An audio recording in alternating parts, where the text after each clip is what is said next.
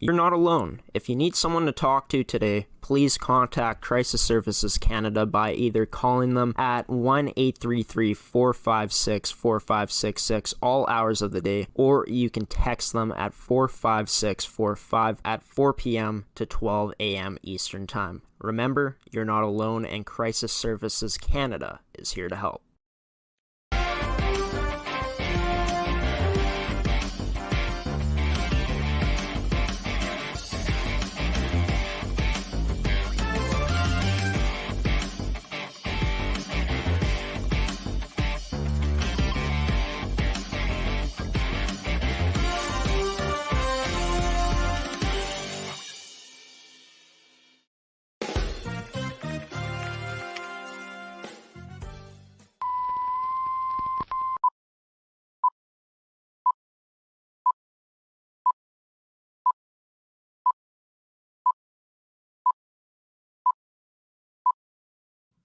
Good morning. It's time to wake up, Manitoba. Welcome to this edition of Rise and Shine Manitoba on ASTV Productions, Manitoba show here, presented by Evolve Green and AETI. I want to start off by saying rest in peace to Bob Saget, also known as Danny Tanner, the father on Full House. Just such a tragedy. What happened, gone too soon.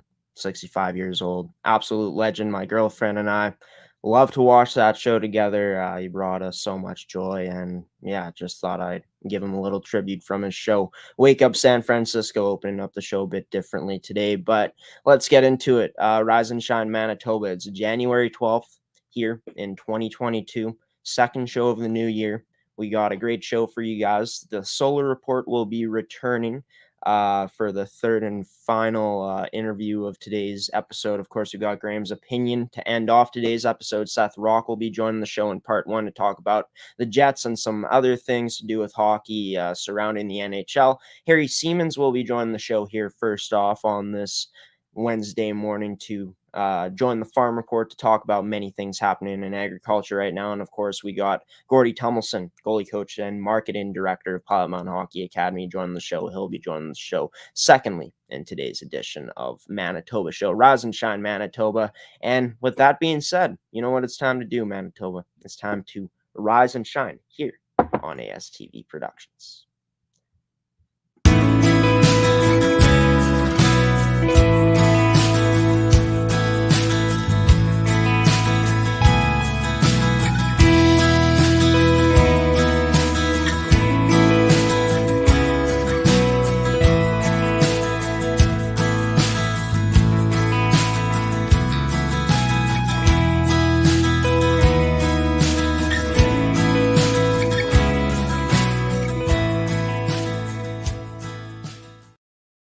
And I always love to start off this show with the Farm Report with Harry Siemens, of course, brought to you by Wolf Enterprises. Harry's going to be coming on the show to talk about many things today surrounding agriculture here in the world. And Harry joining the show here on the second edition of the Farm Report here in 2022, of course, as I said, brought to you by Wolf Enterprises.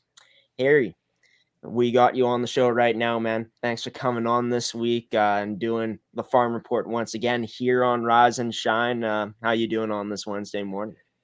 I'm improvising because I'm recording a couple of Zoom conferences that I want to catch later. And so I'm in my family room working off of my trusty i13 iPhone. And so, hey, I'm doing good. I'm doing really good. Yeah, and the background is looking a lot different than usual here, Harry. It's great that you were able to improvise and, still be able to join today's edition of Rise and Shine. And speaking of, you're recording many different conferences on your laptop right now. Talk about, the conferences going down right now that you're recording. Well, it started earlier in the week with the crop development week in Saskatoon, Saskatchewan, where they talked about prices and it's really, we're into 2022. And the good thing right off the top is that in southern Manitoba and a good part of Western Canada has snow. And we need more snow, but we're going to take whatever we can get and be happy, obviously, with what we have. So that's creating optimism. and for farmers, especially for the coming year. Like we're only 3 months away from, well, 4 months away from planting, and that means the 2022 crop. So crop development week in Saskatoon, talks a lot about the markets. Last year, because we were about 35 to 40% short on the crops right across Western Canada, basically everything, and especially canola, which is the big dollar crop. Farmers are really, they were able to replenish the coffers, so to speak, with the doubling of the prices. But when you get half a crop, in some cases, some farmers got next to no crop, well, then you don't have anything to sell. But if you get a half a crop, and for instance, the per bushel, it would be like $10, and now all of a sudden the prices are $20. So then you get what you would have as a normal crop, but you didn't get the extra income that other farmers who had good crops would get. So listening to the people speak at the crop development conference and market outlooks, you know what? It's really difficult to say. Everybody needs to be looking after their own self. The production costs keep increasing, escalating, so to speak. Fertilizer prices are so high, and yeah, they've backed off a little bit, but who knows where they're going to be. I think I've shared it before. My brother Jack, who told me that at the end of October he'd penciled in $174 an acre. That's fertilizer only. That has nothing to do with seed costs, which is also another $40-50, and other crop production costs. So it's going to be a very interesting time, but I don't like to use the word too often, Graeme, but resilience is really part of the vocabulary for farmers. I know some farmers who've had difficult struggles with crops and so forth. They say, we can only be resilient so long. But at the same time, it's still the way farmers operate. In Banff, Alberta, right now, the Banff Swine Seminar, I was going to be there. I was going to be doing this show from Banff. But at the same time, because I had COVID back in October, the energy level just hasn't been there. It's getting better for me to head out that way. And so here I am. So I'm watching it on Zoom, or at least now I'm recording it. And we just had Brett Stewart, Global Agri Trends, and he's talking about inflation. He's talking about hog prices and hog production in China. And he was talking about African swine fever, which has devastated the hog industry in China. But at the same time, they're importing so much pork and beef and chicken every month, despite of what goes on in their own production. So right now, I also spoke to Dr. John Carr, who's a world-renowned consultant and veterinarian. He's in Australia. I talked to him 2 nights ago, and he too. I mean, the hog industry right now, the biggest challenge, and I was just watching that from Brett Stewart as I walked over here, is the African swine fever. Right now, it's broken out in Europe. It's broken out in different places. The only places that we haven't seen that happen is Mexico and United States and Canada. And he was just outlining that if we get African swine fever in Canada, it would devastate the hog industry, and we think we have high pork prices now, they would go through the roof. So those are some of the things that I'm watching right now. Yeah, and going back to that point about resiliency, I feel like that's a word that's been used more than ever, during this pandemic with just everything that's been happening. And talking about, African swine fever, we've talked about it so many times here on the show. It would be devastating. You're right. If it did come to a place like Canada, like North America or Mexico, because the prices, like you said, would be sky high, and that would be devastating, like you said, for the pork industry. But talking about John Carr some more, the World Swine Update talk about the other things that he was talking about in terms of, the most interesting things that he brought up. Well, he consults with hog producers in Manitoba and Alberta, mostly with the Hutterite colonies that produce a good chunk of the pigs in Western Canada. And so he said, number one, we've got an outbreak of our own in Manitoba, and that's the PED virus in pig barns. And right now, I think when we last talked, I said something about maybe January 4th. I think we were at 32 barns. We're up 38, 39 barns that have broken out as far as PED virus is concerned. And Dr. Carr still maintains. And he was telling me that in China, he's responsible for 150,000 sows.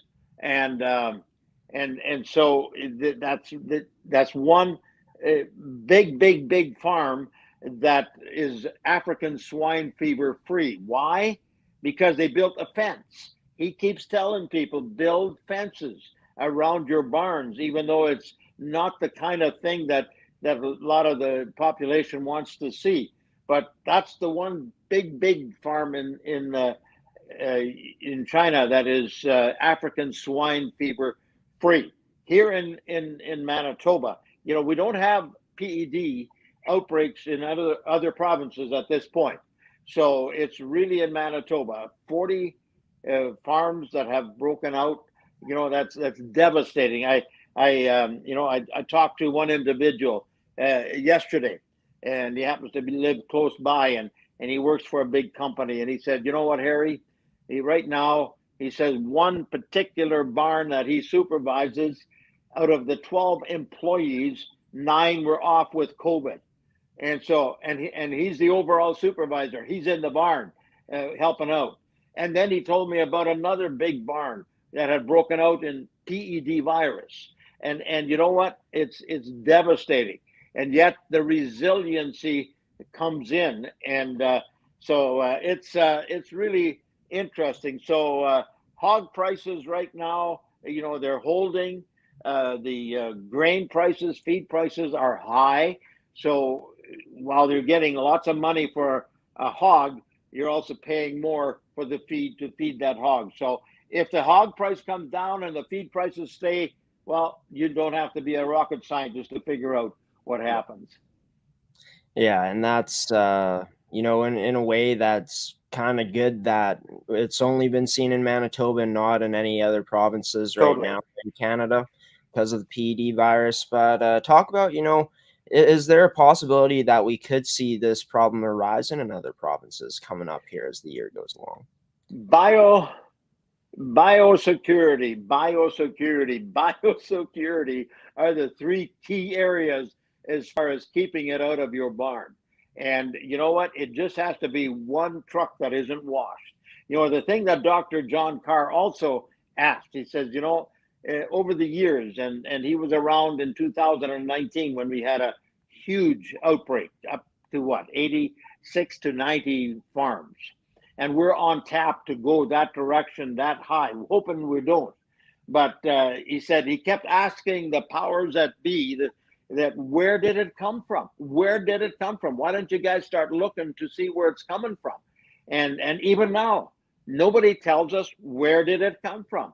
Don't they know, or don't they want us to know? That, I think, is the big question. So that's the one thing we need to keep watching. I mean, we in Manitoba, in Western Canada at least, we have the biggest hog production area, and but at the same time we ship south, we ship to Maple Leaf, and you just have to keep everything under biosecurity in order to make sure that it doesn't transport. But then bingo, it happens, and then it seems like it takes an awful long time to get it all cleaned out and under wraps. So as John told me, he says, I thought we had the PED under control, and bingo, we've got 40 farms that have broken out. Right. And, like Harry said, for every farmer watching, who might be watching, biosecurity, such a huge thing. And the most important thing to keeping this thing, you know, not from spreading. So, talking about one more thing, and then we'll get into your farming tip of the week for farmers. Harry on Siemens says, talking about the dairy update, a recent ruling on that. Yes, there was the American dairy industry and the Mexican. We have the what is it? CUSO, the trade agreement that they struck under Donald Trump, and it was the pre or the coming after the North American trade agreement, and so the dairy industry in Canada is the envy of the world because we have supply management. And supply management means that, in addition to that, there's a cost of production formula that through the Dairy Commission of Canada, farmers basically can make a little bit of profit all the time, sometimes a lot more profit. So there was a challenge from the Americans to this committee that was struck from that new trade agreement. And it was interesting. Both sides declared victory, and the victory was that in from the United States they were able to get a few things that they had hoped to get, but from the Canadian side, the committee actually admitted and recognized the system in Canada is a very good system, and they weren't about to meddle with that system. So that was a big win from the Canadian side, that they recognize that our system is really second to none. Yes, there's lots of discussion about the supply management and so forth. We've got dairy, which is the big one. We have turkey and we have chickens. They're all under supply management. And so some farmers will say, yeah, it's all subsidized. Well, it isn't all subsidized. You know, I've been to many dairy farms. And when I leave that dairy farm, you know what? I always say to myself, I'm glad they are the ones running those dairy farms and milking those cows, not me. And so and when we look at the industry, the ag industry in total, the dairy industry is always the one that kind of rises to the top when the other ones are hurting a bit more. So that's the whole update on the dairy industry. Yeah, and you bring up how you're happy you're not the one, milking cows and working in that industry. I'm happy as well because, as I've told you, Harry, I don't really know much about agriculture, and I've honestly, to be honest, never even been on a farm. So maybe I'll have to experience that at some point this Hey, spring, summertime. when it gets to be warm outside, maybe I'll come to the city and we'll pick you up and we'll take you to a real farm. I'll take you up on that, Harry, when the time comes for sure. But let's end off with your farming tip of the week on Siemens Says. Harry Siemens, farming tip of the week for farmers here on Rise and Shine Manitoba, January 12th. Biosecurity, biosecurity, biosecurity. And I say that because not only do we have issues in the hog industry, we have something called club root in canola fields. And once your field is infected with that club root, then you've got a real problem because it's very hard to get out of there. So same thing happens there. Biosecurity, biosecurity. But you know what? We see a lot of farms out there that are where people aren't living. There's grain, there's machinery, and we're seeing more and more people that I get emails all the time that somebody stole this, somebody took this, drove off with my trailer. My tip of the week is make sure that wherever possible, set up cameras. I've got a little camera that cost me $12 a month that watches my big yellow bike outside my door in my house, but it alerts me. So my tip of the week is, you know what, biosecurity. If you can get a camera into wherever you are, put up that camera, because you can always see when I'm in Winnipeg and I get a notice saying when somebody gets in front of my camera in front of my door, and I do it for interest's sake, but at the same time, that's what everybody that has the equipment and anything out there that value, put up a camera.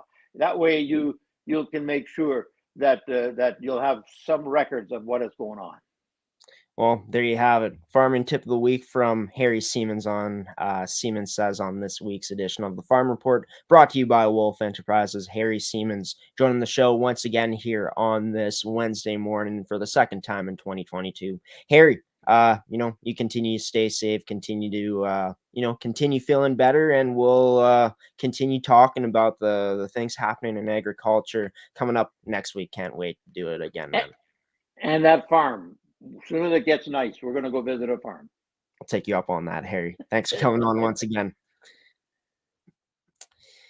Harry Siemens on this week's edition of the Farm Report on ASTV Productions on Rise and Shine Manitoba show. We got more content coming up for you guys on today's edition of the show. Coming up next, Gordie Tumilson, goalie coach and marketing director of Pilot-Mound Hockey-Academy, will be joining the show to talk about the past weekend of games for the U15 male prep Buffaloes and the U17 male prep Buffaloes, as well as the U18 female prep Buffaloes, how they fared this past weekend in their games. Of course, the U15 male prep Buffaloes played their game on Friday night on ASTV Productions.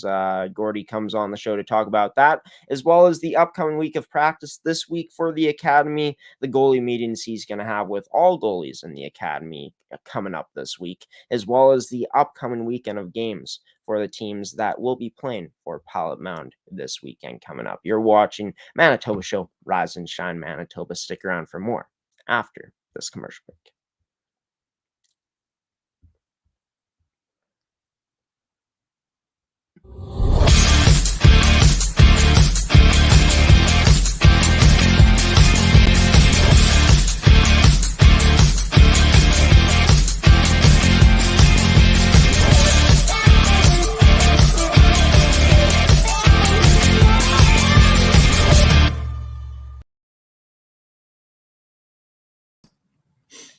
Joining me on this edition of Rise and Shine Manitoba show is, of course, goalie coach and marketing director of Pilot-Mound Hockey-Academy, Gordie Tumilson. Gordie, a busy past weekend for all teams in the Academy. The U15s, U17s, and U18s were all in action, but not a lot of success. All teams lost all of their games. Let's start off with the U15s, the game that we saw here on ASTV Productions on Friday night, as that game went at 7 o'clock. The U15s losing to the Okanagan Hockey Academy Edmonton U15 prep team 7-1. Team got outshot 40-12. Keane Reed was a net for the Buffaloes. Talk about that game. What exactly went wrong for the Buffaloes in terms of getting outshot by so much and losing big on the scoreboard?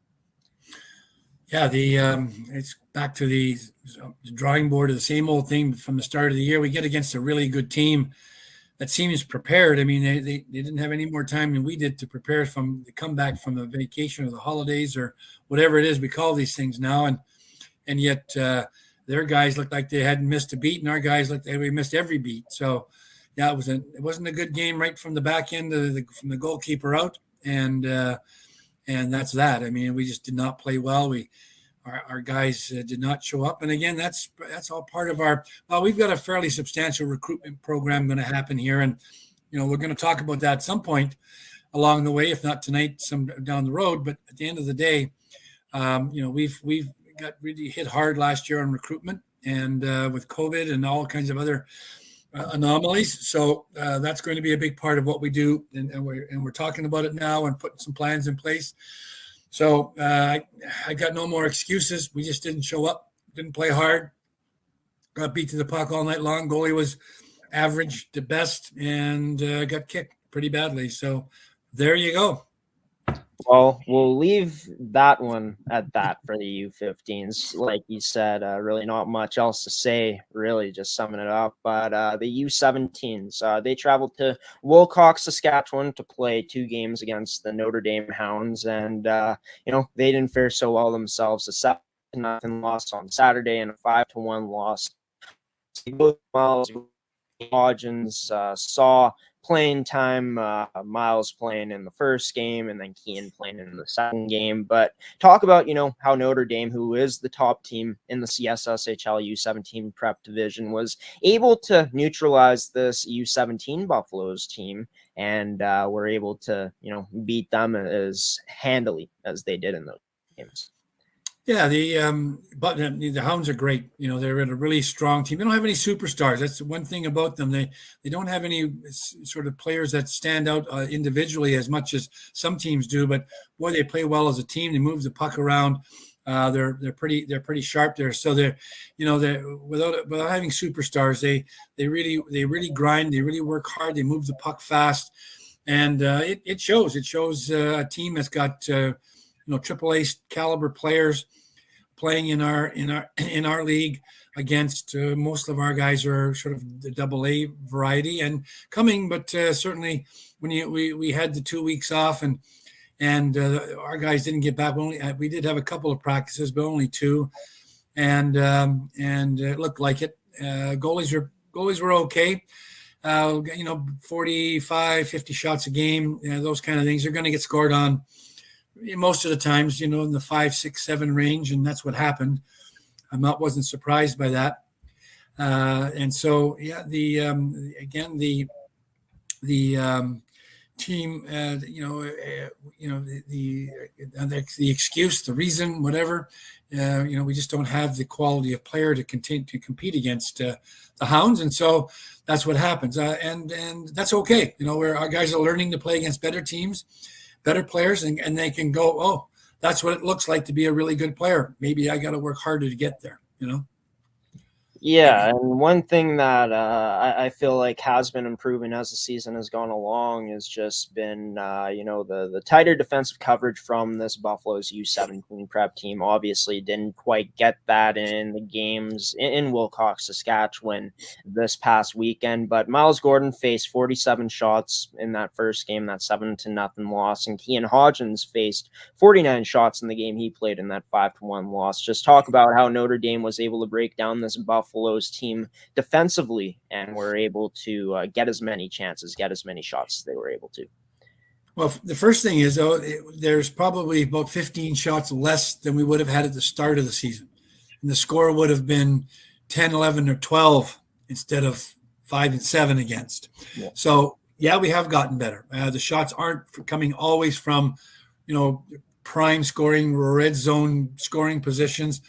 More of those shots are from a little bit further out, not quite as many rebound plays. The goalies are doing a better job of covering, making saves, clearing rebounds. So are the defensemen. So, excuse me, there are some good things, but they're not as good as we need them to be, and so it's a struggle. But again, Notre Dame, the kids got their heads up. They're a skilled team, and they work the puck around really well. We're chasing the puck too much, and when you're chasing, you're always a step behind, and when you're a step behind, that means somebody's going to be open and gets a clear shot. And most of the goals are from, I'm going to say, 20 feet or inside. And when you get into that kind of situation, when the guys are shooting pretty hard from there, hard for goalies to fill up, the entire net and keep the darn thing lower than it was. So I was pleased from the goalies, games. And again, we played better defensively, but certainly we'd like to play even better and have the puck more and not be on the defense so much, be on the offense a little more. But again, we're coming back after a break, so hopefully, in practice we'll get that together and be at our best in the few weeks coming up. Yeah, and for the U15s and U17s, you'd like to hope that it just this weekend was just based on, them being rusty out of the results that they got, not quite getting the legs moving like they quite were when they were, continuing to improve as the 2021 portion of the schedule went along. But once they knock off the rust, hopefully we see a better effort and a better result out of these two teams, the U15 and U17 Buffaloes program in Pilot-Mound. But the U18s, they played the most games out of all three teams in the academy this past weekend, and also to OHA U18 prep being a big 6-0 loss, losing 5-4 only to Delta Hockey Academy and 3-1 to OHA U17 prep on Sunday. Talk about the past weekend, those three games from the Buffaloes U18 program, the female prep team. Yeah, the first two games were against teams that are sort of at our level of play, and that showed. And we were able to stay with these two teams. And in fact, I thought we should have won the first game. We weren't as sharp as and neither was the other team. So basically, everybody was on an equal plane, and it was a 5-4 hockey game. It was close. Shots were pretty close, almost even, and so that was a good effort. For our team that day, and again coming back, they had a few practices, only three. I think we had 3 or 4 with the girls, and so they were a little bit better in terms of their getting the rust shaken off, but we weren't quite there yet. And again, I thought we could have won. I think our goalkeeping could have been just a little bit better in the 5-4 game, and so that would have been a better scenario for us. The 3-1 game was an empty net goal, so it was really 2-1. And our goalkeeper had a really good, strong game in there. River played really well, and so we held our own in both those two games. Could have won both of them. I thought we were right there with both of them. 1 weak goal sort of cost us the tie, and then a really good goal cost us the loss. So end of the day, those two games are pretty close. Third game was against a really, really strong U7. Boy, their U17 girls are really, really strong. They've put together a powerhouse, and so we ran into that juggernaut, and they gave us no mercy. It was in the 50-shot range again. So we stayed in the 20 to 30, 35 shot range. Our goals against defensively as a team, we're pretty good. We're into 2-3 goals against. For the most part, sometimes a couple more, but not many. We get into 50 shots a game where we're starting to give up, 5, 6, 7 goals a game maybe more. So it's, the shots on goal really are telltale for our teams, and our goalies have had lots of work. But our, I'm going to say the rust will be off. It'll take us another week or so, and all 3 teams will be better. Yeah, and one last thing about the U18s before we move into this week of practices and the goalie meetings you'll be having with the goalies in the academy. Talking about the performance in the Delta Hockey Academy game, that 5-4 loss that the Buffaloes did have. A huge, huge plus was Morgan Satif scoring a hat trick, of course, relied heavily upon to score the bulk of goals for this Buffaloes U18 program. Talk about that performance that the U18 saw from her in that game against Delta Hockey Academy this past Friday. Yeah, it's good for Morgan. She's played really well for us all year long. Had some bad luck, pucks just not going in the net, and she understands the pressure she's under. She's our main goal scorer. We have one, sort of a star goal scorer. She's it. The other players, we have a half a dozen other players that score some.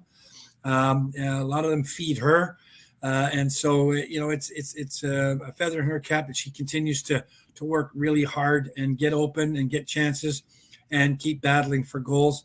And finally, she was rewarded with. She could have had 4 or 5 goals that game. She had a number of chances, but at the end of the day, she got 3, and we were close because of it. So that was neat. And the other players know to give her the puck when she gets a chance to step on somebody. She's pretty slick. So it was a good game for her, and we were able to get some points and get some offense for a change. Yeah, and Morgan looking to continue her strong start to 2022 in the rest of the U18's games to end off this season, heading into playoffs as well, and in playoffs as well. But talking about this week of practice, Gordie, it's going to be on, like you said, continuing to knock off us and get back to playing at an efficient level for this team. For this program. The coaches will be working on movement, the puck movement and passing and getting up the ice and a little bit more effort. I know that for sure. Maybe the 2 weeks off is a little bit tough on some kids, and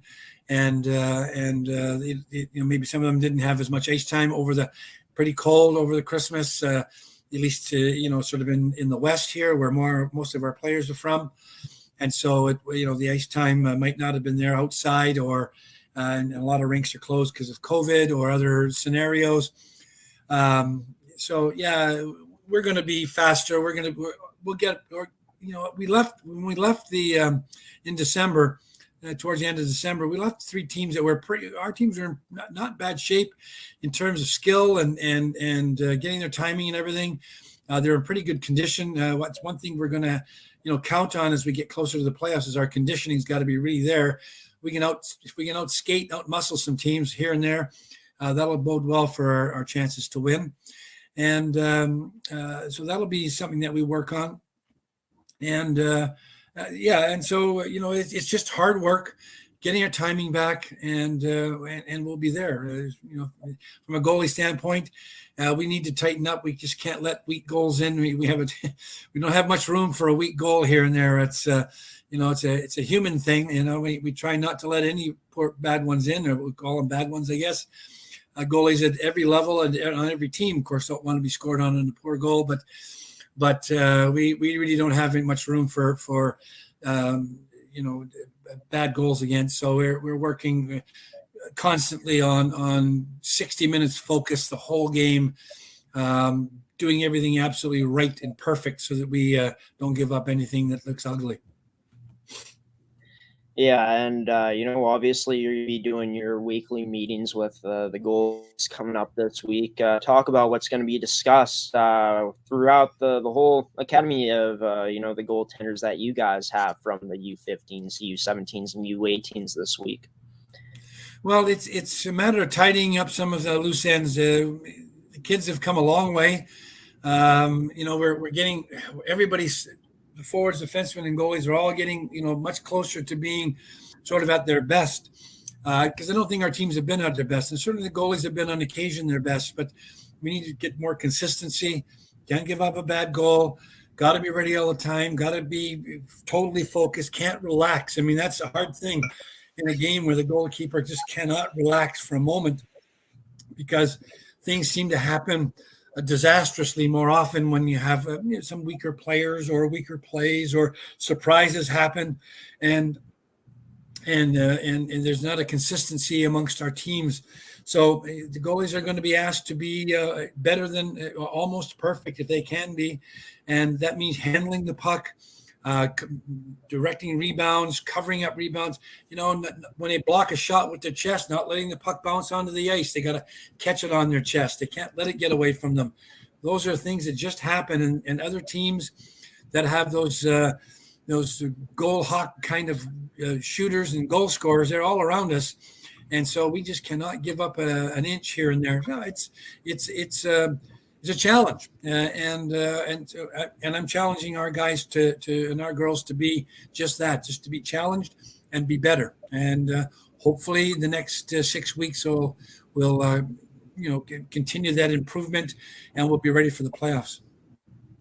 Yeah, for sure. It's all about improvement, right, Gordie? Something that you and many others in the academy have been preaching throughout this whole season from all 3 teams. But the upcoming weekend games, ending off with this for the academy, I know that the U15s won't be in action for quite a while. Next time they're in action, last time I looked at the schedule, which was earlier today, is going to be on January 28th. But what about for the other teams in the academy, the U17s and U18 programs for the Buffaloes? We just got a notice that on January 23rd, the U15s will be playing Yellowhead up in their part of the world. So the Yellowhead AAA U15. So that'll be good for them. And they're still working on games for this coming weekend if they can find somebody, but I don't think that's going to happen at this late date, but who knows?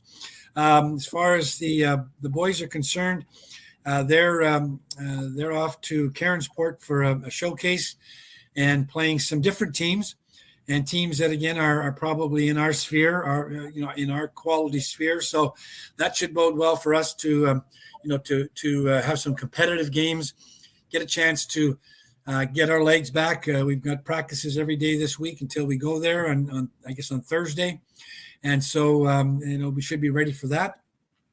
And if the guys aren't, I don't know what it takes to for kids to get ready and to be ready and to want to be ready. This is what it's all about. This is why you're here. And so let's get you going, and let's play 3 or 4 strong games on the weekend. And the girls are in Winnipeg, if I'm not mistaken, and there's some games in tournaments there. And again, teams that we're competitive with for the most part, I think. And we've got to raise our game. And every time we play, that's a good thing.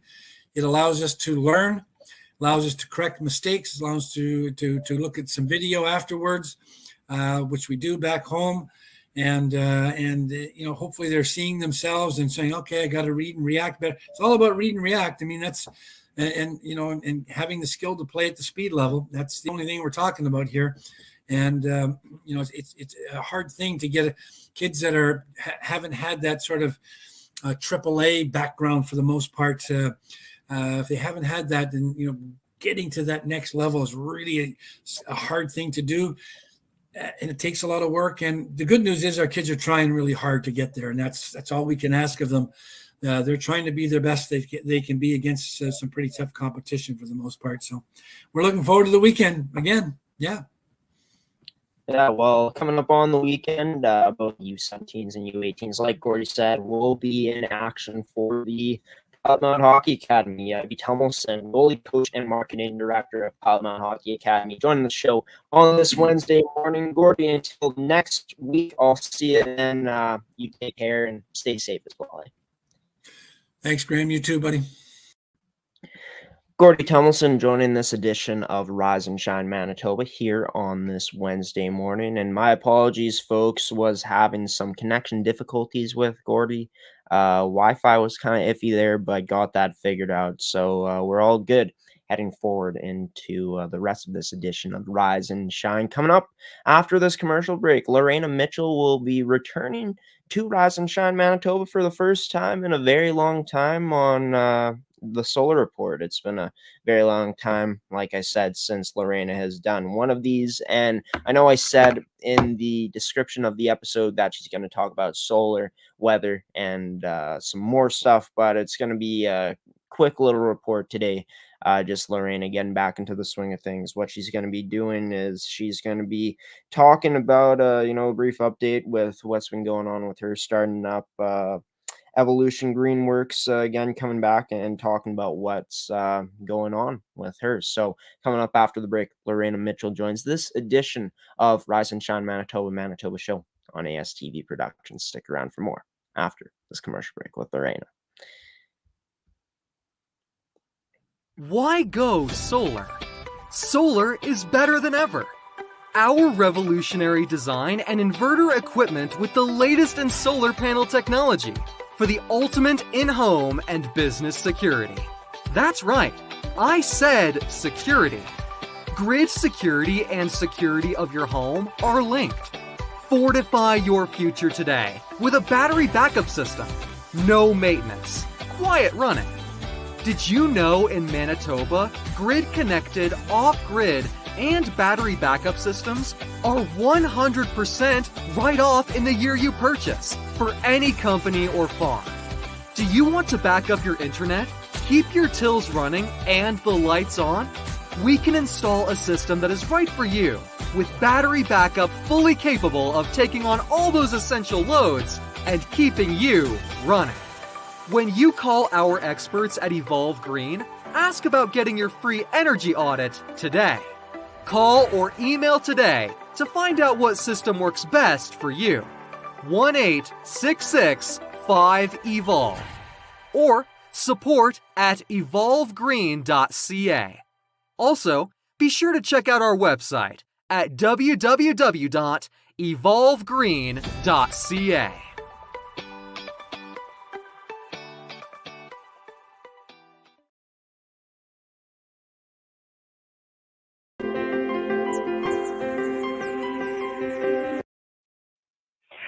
Welcome.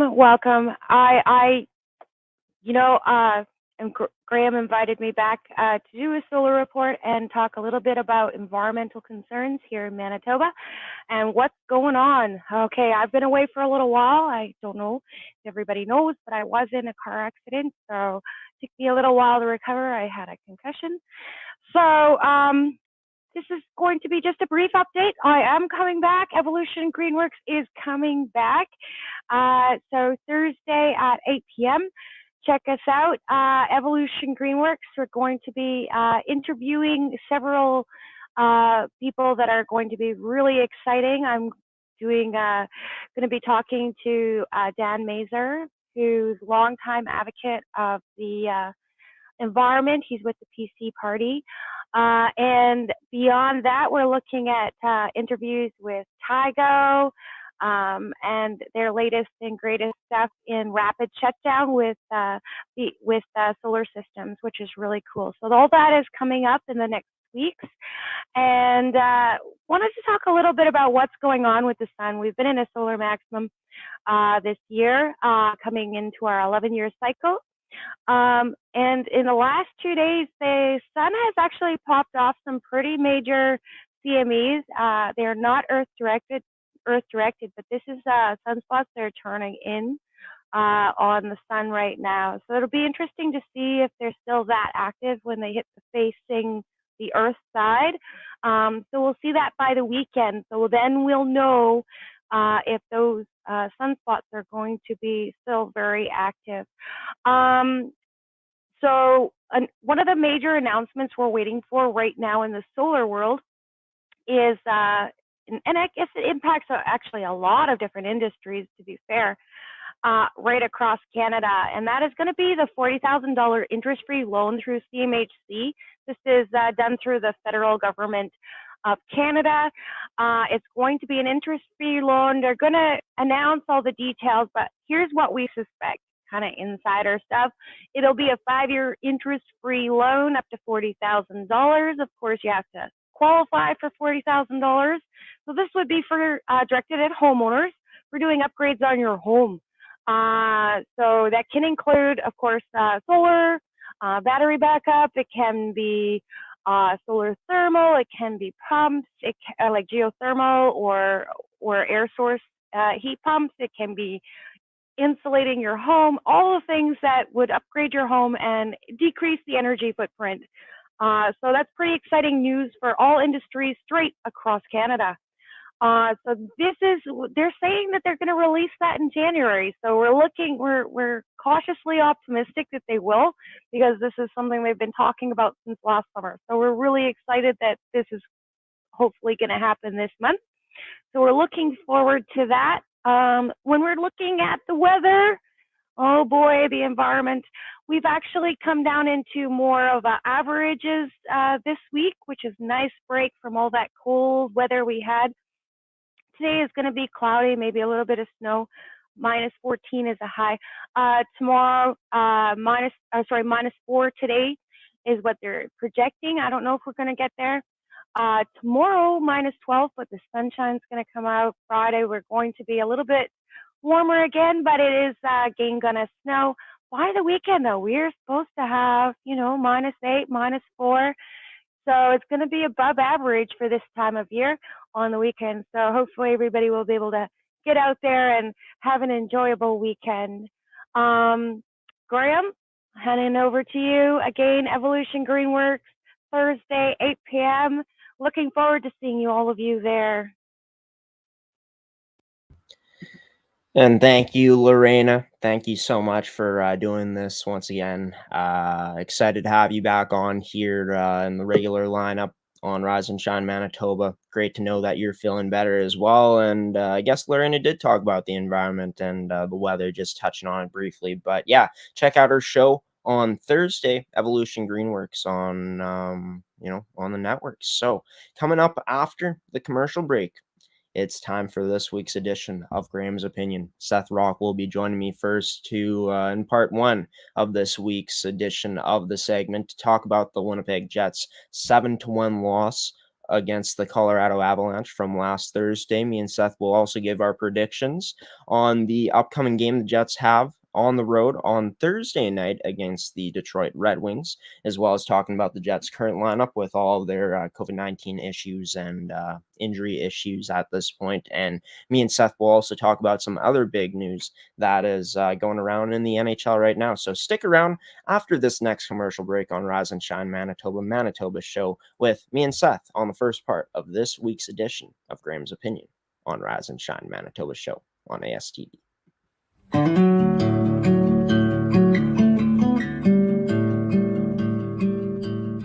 Hello, My name is Lorena Mitchell, owner of Evolve Green. And here at Evolve Green, we take the environment very seriously.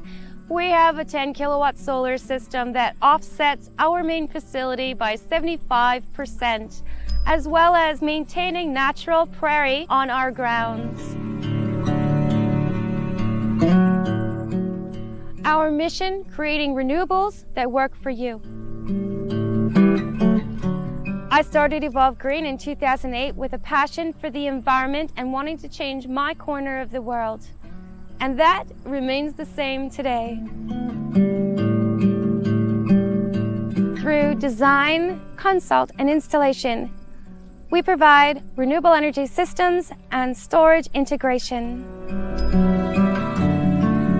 Here at Evolve Green, we help Canadians rethink power and storage to help fortify our children's future. To learn more, visit evolvegreen.ca.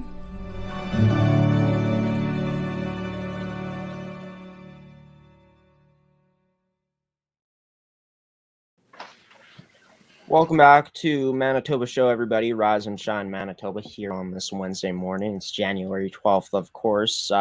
Just had Lorena Mitchell on the show, giving her her solar report. Great to have Lorena back on the show. But now it's time to do my personal favorite segment here with Seth Rach in part one of this week's edition of Graeme's Opinion. Seth, how are you on this Wednesday morning, buddy? Great to have you on the show here once again on this beautiful Wednesday morning.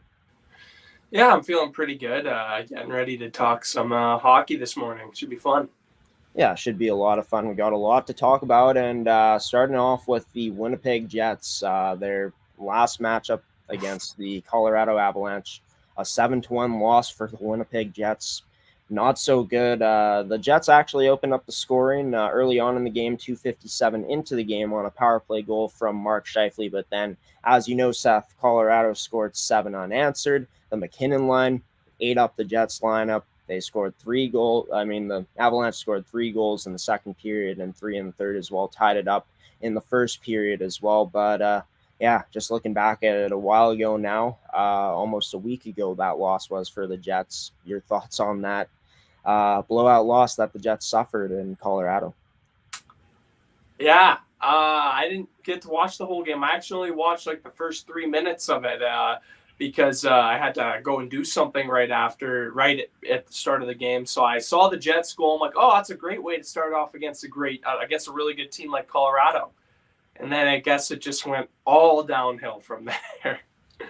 Yeah, and a big thing was the McKinnon line dominated the Jets, absolutely ate them up. Like Landeskog had a hat trick, 1 assist. McKinnon had a goal and 4 assists. Rantanen had a goal and 2 assists, but just a lot of cons for the Jets in this game. I think it was just weren't winning the puck battles like you saw in the 4-1 goal. Landeskog scored that one. Pionk got out muscled by him. Scheifele also turned it over, gave it away into Landeskog's possession. Schmidt got beat in tight on the Rantanen goal to make it 3-1. Pionk got out muscled by Kadri in front on the tip on the goal that tied it, and just having trouble. The Jets were getting inside the Avs D zone into the dirty areas in front, Seth. And I also thought that the Jets made it easy for the Avs to break out in this game. Like the Jets retreating way too often. I get it, trying to contain the speed of Colorado, but you got to play more aggressive than that.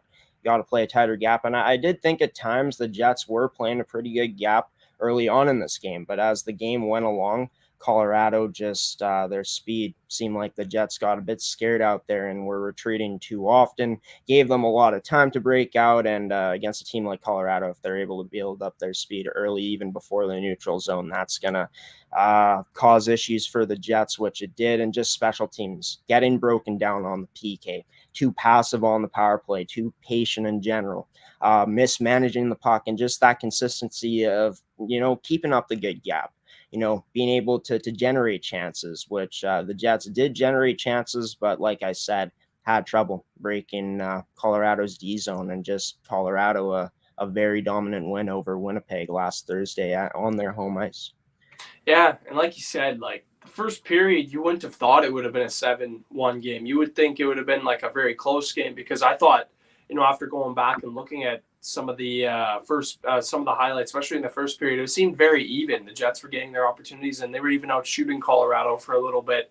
It just, it's Colorado, and you got Nathan McKinnon, a guy on the other team who has some of the fastest legs in the NHL, and then partner that with, one of the best two-way forwards in the NHL, and Gabriel Landeskog. It's pretty hard to combat that, and then like you said, just not being able to break Colorado's defense and all these other things. It was a tough game that game. That's safe to say.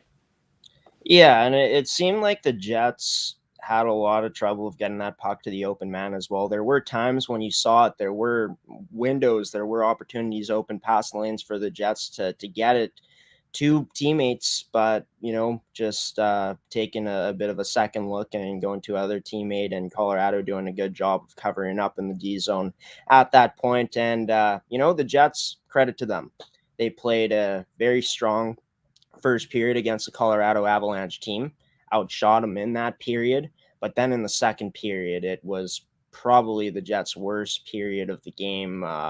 Colorado had 12 straight shots on goal at one point in the second period, which is just, it hurts as a Jets fan seeing that, seeing the team have 12 straight shots, as good as Colorado is. But just a brutal second period from the Jets. And, there was a bit of a push in the third period from the Jets, getting chances on net, but just not being able to get to that puck, getting tied up by the Colorado sticks in tight, caused for the Jets not to get to those rebounds. And Colorado just executed their game plan a lot better than the Jets did as that game went along. Yeah, definitely. And it's definitely is an unfortunate, because after the first part of that game, I was like, wow, the Jets, from what I saw, I was like, wow, that's a great start. And after the first period, I saw it was 1-1, but I said, well, it's 1-1. It's anyone's game, really. It's not going to – I didn't expect a blowout either way. I thought it was going to be one of those fun and tight games because of how close they were in the first period. But, the NHL is so unpredictable now. Ever since, that 2019-20 season stopped, I feel like no one can predict what happens in the NHL anymore.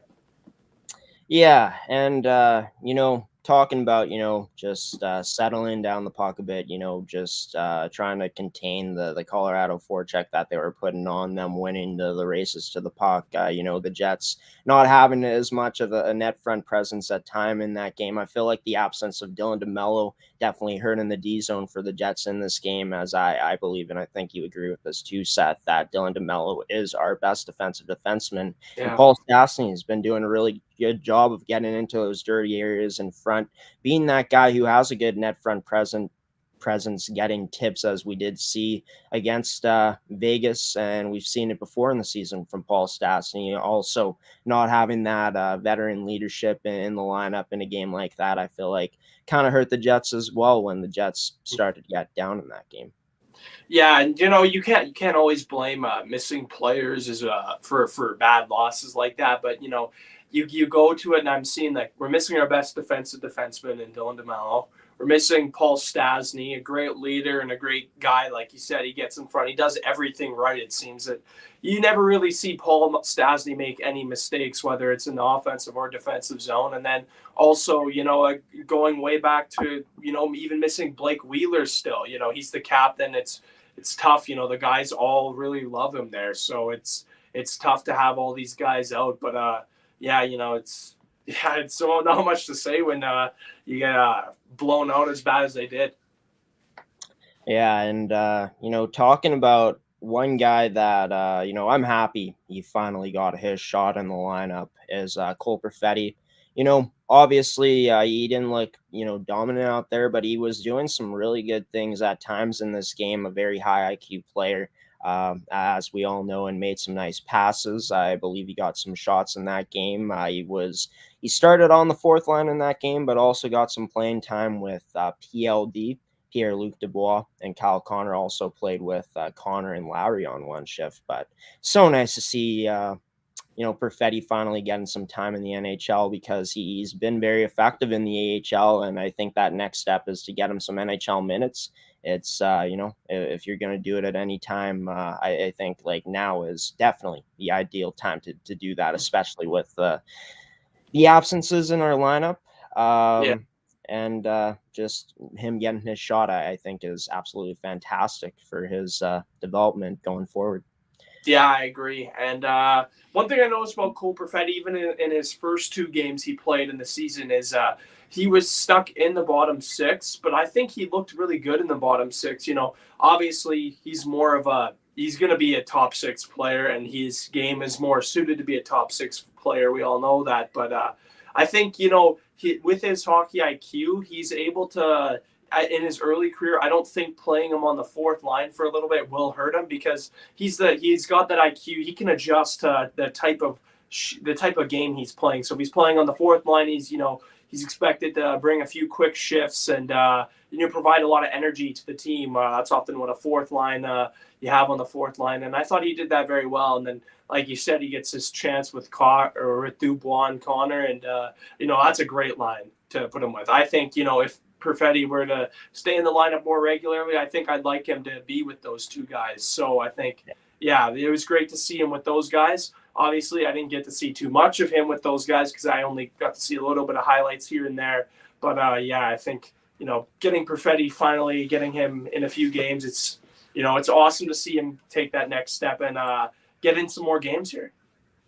Yeah, and like obviously a guy with as high of an IQ with him as Cole Perfetti has, obviously he could be effective on the 4th line, but I want to see him play up in that top 6, because I think he'll be even more effective, and they can utilize his skill set in so many ways with a guy like Kyle Connor and Pierre-Luc Dubois. You just look at what Kyle Connor has been able to do over the past number of seasons, being a very effective goal scorer, having he's on pace to having his best season as a goal scorer this year, also improving as an overall player. You pair that with a guy who's such a good two-way player, such a smart player, and such a good power forward in Pierre-Luc Dubois. I just feel like the possibilities with a guy like Cole Perfetti, a guy who has such a high IQ, that can pass the puck and can do so many different things, that is so versatile, will add an extra edge to the top 6 that the Jets, don't quite, might not quite have at times so far this season. Yeah, and I think, especially with what the things Kyle Connor's been able to do so far, stepping up his game this year defensively, in the defensive zone especially, I think putting a guy like Cole Perfetti with these 2 guys that kind of know their way around the 200-foot game, I think it's good for Perfetti to kind of learn a more 2-way style of play under a guy like Pierre-Luc Dubois especially, and Kyle Connor, who's getting better and better defensively as the games go along, is only going to help him. And I with you on there. I love that line combination. Yeah, and I've said it before that I'd love to see those 3 players playing on the same line together, and they had some opportunity to be able to do that, not as much as maybe you'd like, but Cole Perfetti, I'm excited to see how he does with the Jets as he is with this team at this point. But Seth, it's a lot of COVID issues. The Jets got some injuries right now. Just looking at the Jets coming into the game against Detroit on Thursday, Nikolai Ehlers out with COVID-19, DeMello and Reichel, Stanley, Beaulieu, Hanola as well out with COVID at this point. Pretty sure Paul Stastny, I think it's rumored that he's going to be back. I saw Mitchell Clinton on Twitter. I think he tweeted that he was in the lineup on the line rushes. Yeah, but I think I saw that too. Going into Detroit, a team, that I think the Jets should be able to beat. Detroit has Dylan Larkin out of the lineup with an upper body injury. He leads that team in points as well. What are your thoughts on the lineup heading into that game with all of these guys out of the game for the Jets? Yeah, with Ville Heinola, I kind of expected, he wasn't going to be in the lineup anyway, because for some reason the Jets don't like to play Ville Heinola at all. But I don't know. That's not my decision. But I think Yeah, I think the team, I think we can't underestimate Detroit, especially with how well they've played so far this season. Kind of, they're kind of in the mix, in the hunt. They're not necessarily, they're definitely, I think they're not going to make the playoffs, but I think they're kind of flirting with it a little bit, which is, good for Detroit fans to see. I think, yeah, it's with all these players out, I think it's going to be a close game because we're going to be relying on a lot of guys that haven't played many NHL games to come up and, try and be those guys and try to just help the team get by. And I think, yeah, it'll be a close game against Detroit, but I'm in the same boat as you. I think we should be able to come out with the win after that game against Detroit. Yeah, and what I'm excited about is to see Dylan Samberg get in the lineup. I'm pretty sure he'll be getting some playing time. Like, this is a guy who's 22 years old, 6'4", 216 pounds, and has had some time playing in various different leagues like NCAA, and he's spent 2 years with the Moose at this point. Very excited to see him come in and see what he does. I'm going to be honest, I haven't really seen him play, so I can't really judge. But for him to get his opportunity as highly touted as much as people talk about him, I think is going to be massive to see him get an opportunity in this game. Yeah, I agree 100%. And one thing I've always, one thing that over the past few years I've kind of, been a little bit, suspect of is the Jets defense, and not in like the obvious reasons of the other issues that we've had with the defense, but in more of the size. I think when you look at teams that succeed in the playoffs, you look at their defense core and they have a lot of big guys on the winning teams, guys that have long reaches, that use their sticks often in front of the net, that win net front battles. And I think a guy like Dylan Samberg is perfect for that. 6'4", over 215 pounds. This guy, he's a guy that can really, fill in one of those needs, I think, and could be a really good penalty killer down the line. And yeah, I'm just very excited to see Dylan Samberg finally get to step in the lineup and show everyone here what he's got. Yeah, and of course, the Jets added some size to the defensive core during the offseason, adding a guy like Brendan Dillon. And of course, Samberg hasn't gotten an opportunity with the Jets yet, but he will be.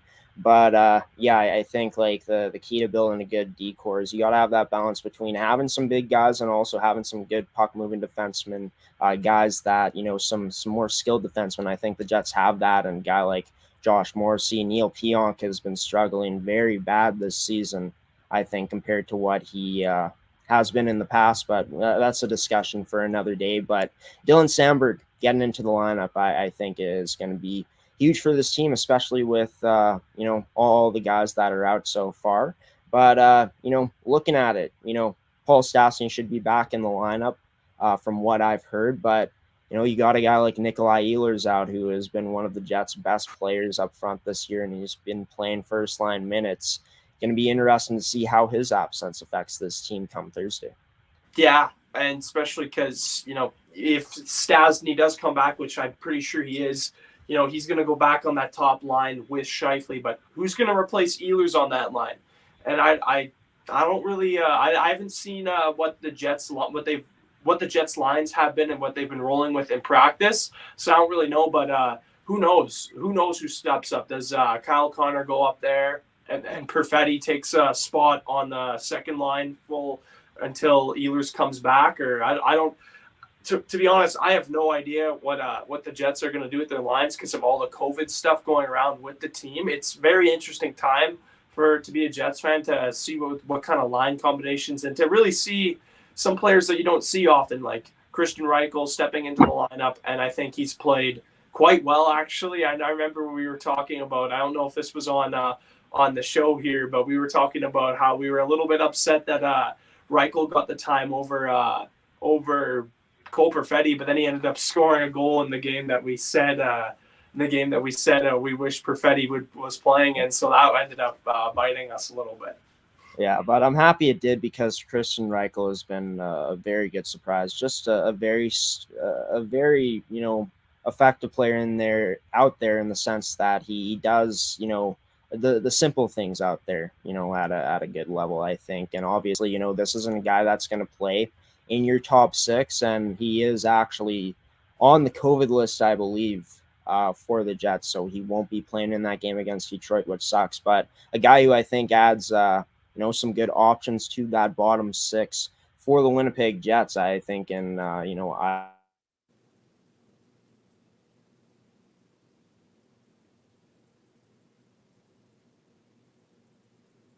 my computer is in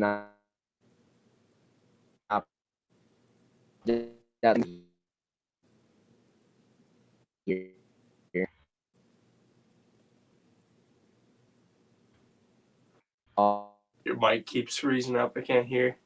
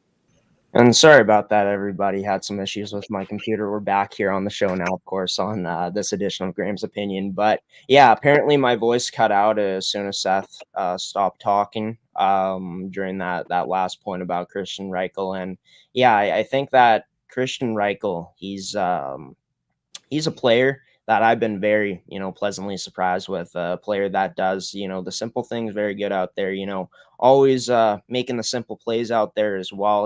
This isn't a guy that's going to play in your top six, ideally, I think, but a guy that adds some good depth to this Winnipeg Jets roster. Yeah, and especially I always like to make the point that, we need right-handed players, and I think right now we definitely do because of the amount of – I don't think we have one – we had our first right winger since Blake Wheeler got out in Christian Reichel, and now he's out too because he has COVID. But I think it only helps when you got guys playing their correct on their correct side. And like you said, I agree with him being a great bottom six player. I think he fits more like that, and I liked seeing him on the third line with Adam Lowry. He kind of plays a similar, obviously. He's not as good as Adam Lowry is and doesn't have the tenure that Adam Lowry does, but I think he kind of plays a similar game and has a similar sort of, style to his game as Adam Lowry. So I do like seeing them play together. Yeah. And, talking about the Jets lineup, going in, of course, with a guy like Nikolai Ehlers out, having Paul Stastny out of the lineup, I'd like to see Svechnikov get a shot on that first line again with Mark Scheifele and Stastny. I think Svechnikov has been a very good player this year, a very smart player as well. And a guy that, isn't the flashiest player out there, but can do so many things well and can play in the top six like he's proved this season. Obviously, he doesn't put up insane amounts of points, but he's kind of that good role player on a first line. I think that the Jets will kind of be looking to have going into this game against Detroit coming up on, I guess, tomorrow night. I keep saying Thursday, even though it is on Thursday. It's a day away. But I'd like to see Kyle Connor, Pierre-Luc Dubois obviously stay together. Their chemistry has been really good. And have Perfetti get a shot in that top six and play him in that role, especially with, the guys out in the Jets lineup right now. Yeah, I completely forgot about Svechnikov there for a second before when I was talking about that. So, good thing that you brought it up. Yeah, he was excellent when he played top 6 minutes earlier this year. And I think, yeah, if he gets an opportunity again, he could probably succeed because of how versatile he's been so far for the Jets this season. And I think, and one thing I think he has that really benefits his offensive game is how heavy his shot is. And when Detroit drafted him, it was all about this guy being a sniper, and I think he still has a lot of those sniping capabilities in his game. I just think, injuries kind of hurt his game a little bit going in, kind of hurting his draft, or kind of just hurting his overall growth a little bit, I think. And I still think he's got some excellent offensive skill. And like you said, he doesn't do much wrong out there. He's a kind of guy who plays a very, very simple game. And I think he'd be a great addition to the top line as a placeholder for all these injuries. Yeah, for sure. And he has shown some good scoring ability at times this year. In that game against Arizona, he potted one, which was really nice to see. And been good when he's been in the top 6 this year. But talking about the Jets coming into this game against Detroit. Detroit, of course, falling yesterday, I believe, to the San Jose Sharks, remembering off the top of my head. But Detroit was, when I last checked, they were 5th in the Atlantic division, haven't been too great in their last 10. And the Jets, they've been, off and on in the last 10, 5-4-1. They've been very good since they've come back, just, besides that game against Colorado, where they lost 7-1. But the Jets coming into this game with the 9th most shots per game in the league, 12th ranked power play, which even though it did struggle against Colorado, has been stronger as of late. 11th least goals for in the league. They've given up the 11th most shots per game, which has kind of been something that has been, with the Jets giving up a lot of shots per game, but hasn't been something that has been happening as much this season. Their penalty kill is really where it's been an issue this year, even though we have seen improvements throughout the past, games, even, since Dave Lowry has taken over as the head coach. But, with all these guys out of the lineup going against a Detroit team, that's a very young team. Lucas Raymond has been impressive this season. Sider has been great as well on the back end for them being a rookie. But this is a team that I feel like the Jets, with their full lineup, should be able to dominate easily. But with all these players out of the lineup, it's going to make for an interesting game. Of course, Detroit, not a team that puts up a lot of shots per game, 26 in that category with 28.8 shots per game, 2nd worst power play. So look for the Jets maybe to, have some success on the PK. You'd like to see that. Detroit has given up a lot of goals this season as well, given up a lot of shots against per game, 7th most in the league. And with Dylan Larkin out with an upper body injury, who leads the team in points, going to be interesting to see how Detroit can do without him against this Jets team. But I'm going to roll with the Jets. I think that it'll be a closer game than if, like I said, if the Jets had their full roster in. But even with, these guys out, I feel like the Jets will come in hungry to this game. We'll have a resilient game. I think Hellebuck will have a good game in net. Hopefully he doesn't make me eat my words, because, as great as Hellebuck is, there's been times where he hasn't looked his same dominant self this season. But I think that he's going to come out and have a big game, step up with all these guys out on the back end for the Jets. And I think that the Jets will win this game by 2 goals, adding an empty netter in there, for a 2-goal difference in score in that game. So what do you think the score was going to be? Or did you have a score prediction? I don't have a score prediction. I'm just predicting the Jets will win by 2 goals. Oh, okay. Yeah. Yeah, I like that. I think it's a very good prediction there. And I think, the Red Wings definitely, it's going to be tough because their leader, their captain, their first line center, he's out right now. So they got to figure out a way to kind of replace him. And it's going to be tough because, like you said, that team already doesn't get a lot of shots on goal. I think you said they were like 2nd worst in the league when it comes to shots for, which is not a very good stat to have. Or did you say that? Their power play is the second. Oh, their power play. Okay. Their shots per game, though, it ranks 26th in the league, so it's in the bottom half of the league, near the bottom. Yeah. Yeah. Okay. Yeah. Sorry. The power play. Yeah. So yeah, and our PK. I think the numbers, like, it's the percentage is still bad, but it started out bad, so it's going to be hard to. So I think when it has been a lot better, and I think it's only percentage is still bad is because of how terrible it was at the start of the season.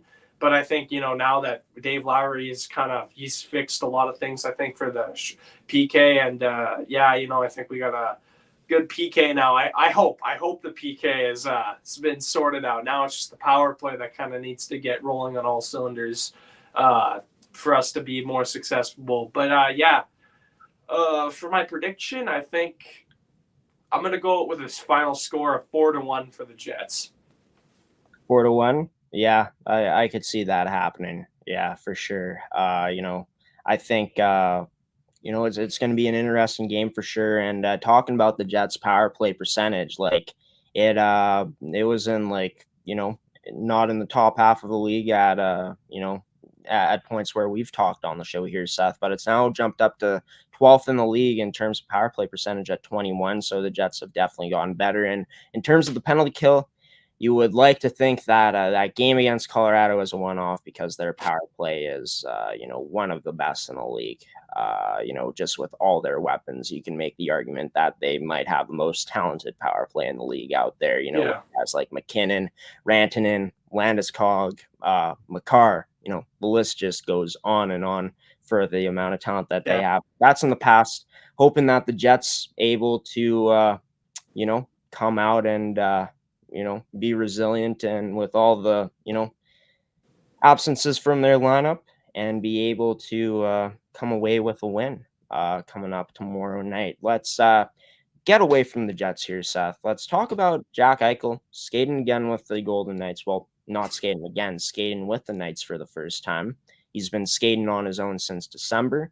It's been reported by NHL.com that he's hoping around 12 weeks, 3 months, that he'll be back playing. So that's coming up very soon, and he expects to feel 100% in 6 months. But just talking about it, Vegas, after the slow start they had, are the top team in the Pacific Division right now. Adding a guy like Jack Eichel, who has at least a top 10 center, I think, like at his best, he's top 7 to top 5 centerman in the league. Going to be interesting to see when he plays. But how you think, much he'll impact this night's lineup, even though he won't be quite at 100% in the once he comes back? Yeah, I was really disappointed when I saw that he was traded to Vegas. I'm not a big fan of that team, and now that I know how good that they can be with him in the lineup, it's just a scary thing to think about. Yeah, when he comes back, he won't be 100% because he had played a long time, over a year, I think, or close to a year maybe when it gets down to it. But he's an excellent player, and with an already very talented Vegas team, I think that he's going to make that team quite a lot better, especially when he gets to 100%. And maybe, who knows, he might be the one guy that helps get them over the hump in the playoffs. Yeah, and that's kind of been the thing that I think has kind of been holding Vegas back, is they haven't had a true number one centerman. Now, give credit where credit's due. Chandler Stevenson has been playing phenomenal this season. Out of nowhere. Right in the left field. He's listed on the second line right now, but he's been playing first line when Pacioretty and Stone have been in the lineup. He's playing with Stone right now. But you just look at Jack Eichel, what he was able to do in Buffalo, obviously not having a lot of success, but I think we can all agree, anyone watching, I think you agree as well, that I don't think the failures in Buffalo ever came down to Jack Eichel not producing. He produced at a very high level on that team. And yeah, he won't be back to 100%, but just with the talent that he has, give me Jack Eichel at 75%, 50%. Obviously, maybe he's not ready to play on that first line again, but definitely going to be a great addition to that top 6. And once he gets back to 100%, once playoffs get going, if Vegas is able to, make it into, the second round, if Pacioretty is healthy, Mark Stone stays healthy, You got an ideal line of Pacioretty, Eichel, and Stone, which on paper is one of the best lines in the National Hockey League, you'd have to think. And yeah, it's just scary because Vegas has been so close. Adding a game breaker like Jack Eichel, if he is able to get back to the type of level that he can produce out there, which I think he will, Vegas is going to be a very scary team once again come playoff time with Jack Eichel in the lineup. Yeah, for me, I don't know. It's always been a weird thing with Max Pacioretty. I've never really been a big Max Pacioretty fan. I've always kind of, underrated him a little bit. And I think he's having an excellent season so far, but I still don't think, like, in the next 1 or 2 years, I think he's probably going to drop off. So I don't know. I for some reason, I've always had a kind of a personal vendetta against Max Pacioretty, and I don't know why. I just kind of, I don't know, maybe if it's because he played for Montreal in the past. I don't know why, but I don't know. I guess I just haven't really been a big Pacioretty fan, but yeah, I don't want to pay attention to what Vegas does in the playoffs. Because I have a feeling if Eichel gets to his 100% in the playoff time, oh boy. Yeah, and I know you hate the Vegas Golden Knights, Seth. We can get into your hatred of the Golden Knights another day more in depth for sure. But yeah, Max Pacioretty has been one of the most effective players at his position, ever since he's gotten to Vegas. Like, you look at it, the first year he played 66 games with Vegas, 22 goals. 32 goals in a second season, 24 goals last year in 48 games played. He has 12 goals this year in the 16 games he's played. I think the biggest downfall of Pacioretty's career has been that he's had trouble staying in the lineup. Like, he's only played one full season. He's only played 3 seasons where he's reached at least 80 games, but you have a guy like Max Pacioretty who can snipe that puck. One of the best two-way forwards, the best two-way winger in the league defensively as well. And Mark Stone, you add a guy like Jack Eichel, who's also so good in every end of the ice. And then you look at the depth, Chandler Stevenson having the type of season he's having, the defense on this Vegas Golden Knights team. And even though they lost Marc-Andre Fleury, they still got a very good number one goaltender in Robin Leonard, and not to mention ex-Winnipeg Jets backup. Winnipeg Jets legend. Lauren Brossois. So, yeah, I'm scared for any team that matches up with Vegas once they get fully healthy in the playoffs, if they do, because, man, they could be on a mission this year very well, Seth, and it'll be interesting to see. Well, hopefully it gets swept in the first round. Hey, you know what? They pull Toronto Maple Leafs, have a 4-1 lead in Game 7 and below it. Yeah, no doubt about it. So they did that once. Go up 3-0 lead in Game 7. Yeah, and you look back at Tampa Bay, could have the greatest team of all time, arguably, and then they get swept against Columbus back in 2018-19. But then look what they did. They win 2 Stanley Cups in a row, back-to-back champs, and looking very good this year. But let's move into, the return of Tuukka Rask. He's going to be coming back. He signed a $1 million prorated deal. I have no idea what that word means, but that he's going to be on the team for the rest of the season, and it will pay him $545,000, which is not making the most money he's ever made in his career, but he's the most winningest goalie in the franchise's history. Yes, he did have hip surgery, but why I love this move for Boston, Seth, he signed a deal that doesn't screw them in the cap, keeps their options open. Maybe they want to go out and get someone on the trade deadline. You get a goalie with playoff experience and has been to 2 finals. He's played great in those 2 playoff runs where he's made it to the finals. He's had a solid playoff career, even though he struggled in the last 2 playoff runs that this team has had. And Linus Ullmark, as good as he's been this season for Boston, he has 0 playoff experience. So I think having that playoff experience with Tuukka Rask back is going to be great. And the Bruins have a very good decor, I think, that, has been building for years, especially with having a guy like Charlie McAvoy now being that instrumental piece in that decor. And yes, Tuukka, who knows? He might flop, but to have that goalie with that experience back there, to sign him on a deal that doesn't screw them in the cap space, and to have your most winningest goaltender back, coming back, I think it's just a huge W for Boston, all things considered. Yeah, and now that you look at it, like their goaltending depth is pretty dang good. They got Swayman, they got Olmark, and now they got Rask back. So, they have no shortages of goaltenders. One thing I kind of might disagree with you on a little bit, as I'm not a big fan of their defense. I think it's taken a hit, especially over the last few years. Especially I know my cousin, me and him, he's a big Boston Bruins fan. He's always talking about, or he loved. He's not a big fan of their defense this year, but it just. I think they can go on another run though. Like you said, they got perfect depth on the goaltending. They still got, they struggled a little bit so far this year, but they still got one of the best lines in the NHL. So if they get rolling, I think they got a good chance. And Tuukka Rask has that playoff experience, so maybe if he doesn't do good during the regular season, he might be good in the playoffs. Who knows? Yeah, and I think like obviously maybe Linus Ullmark runs away with it and plays even better when Tuukka gets back into the lineup, which he is back in the lineup. But say Ullmark kind of falls apart in the playoffs. If Boston ends up making it, I think Boston will make the playoffs. Not it's going to be interesting to see where they end up.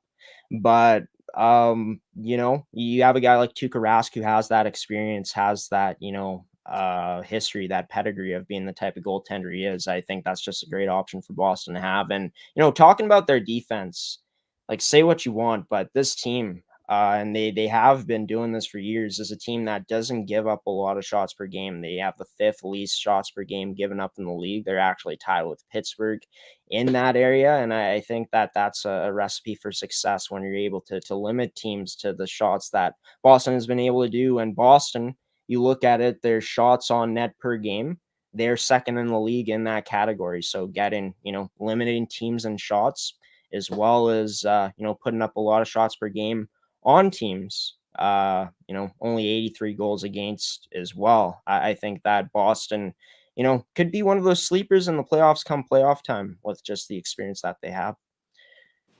Yeah, I just for me, I'm kind of sick of seeing Boston in the playoffs, so I kind of hope they miss it. But because we've seen the same teams make the playoffs for the past however many years. Pittsburgh, I like Washington, so I don't really want to say them, but I kind of do have to put them in there. Washington, Boston, even you used to say Chicago, but they're kind of not a very good team anymore, so that's kind of a good thing. But yeah.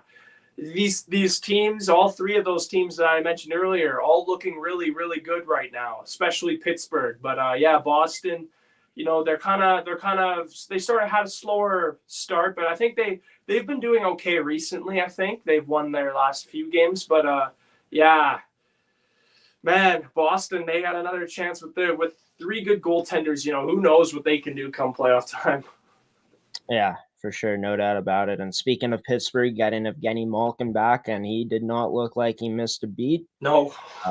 I think people out there, I'm going to call out my sister here. She said yesterday, she's like, Malkin is trash. And then I'm like, you can't judge him off of one bad year and then boom, 2 goals and 1 assist in his first game back with the Penguins after being out for quite a bit. Absolutely phenomenal stuff from number 71, Geno Malkin. But talking about one more thing, Evander Kane. I can't believe we're actually talking about this guy, but I feel like we have to.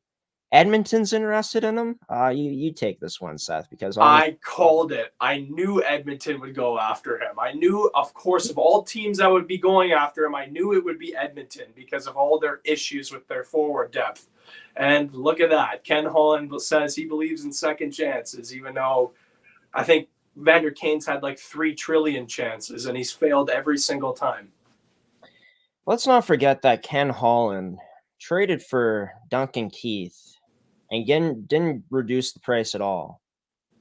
And he's like, oh, what do you want me to get him for free? It's like, okay, maybe not, but maybe you want to reduce the price. I'll just trade a good defensive prospect for him. That sounds like a good idea. But, second chances.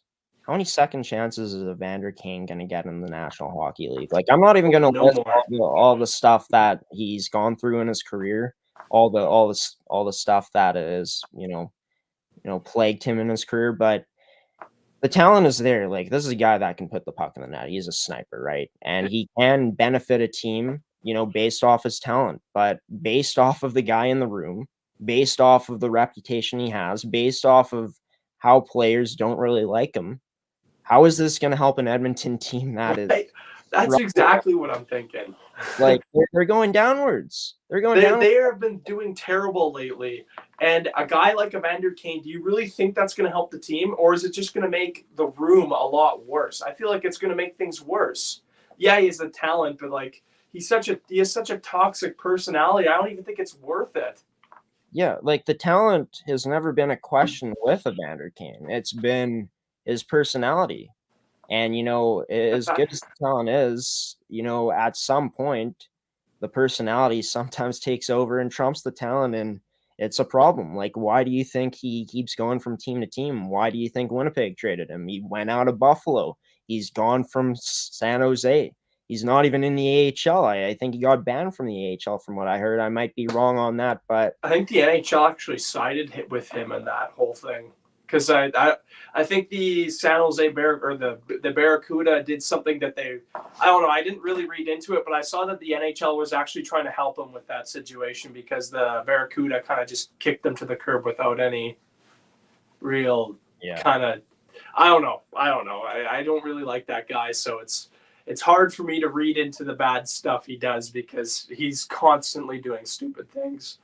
Yeah, and obviously, like, I don't know the situation that went down there. It's just I heard that he got kicked off the team, but like, there's a bigger issue than his talent. His talent, like I said, like he's got talent. He's a good sniper, but like he seems like he's a chump, and people don't really like him.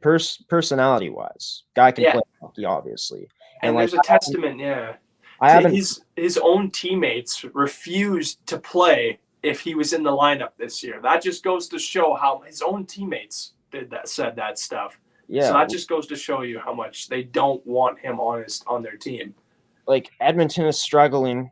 Why would you bring in a guy that's been known as a cancer in the room? It's kind of, you just gotta look at that move and honestly laugh, but also go like, if you're an Oilers fan, I feel bad for Oilers fans, but I also don't. I think most of them are 50-50 because they want to see their team do better, and Evander Kane could probably help that for like 2 weeks, but I don't know. His longevity is just, he's not going to last long. I don't know if I'm making it up in my head either. This could be wrong, but I remember when Jack Eichel switched over to number 9 on Buffalo when he was there, and Kane like basically said on his Instagram post, like, you're welcome for me like giving you that number.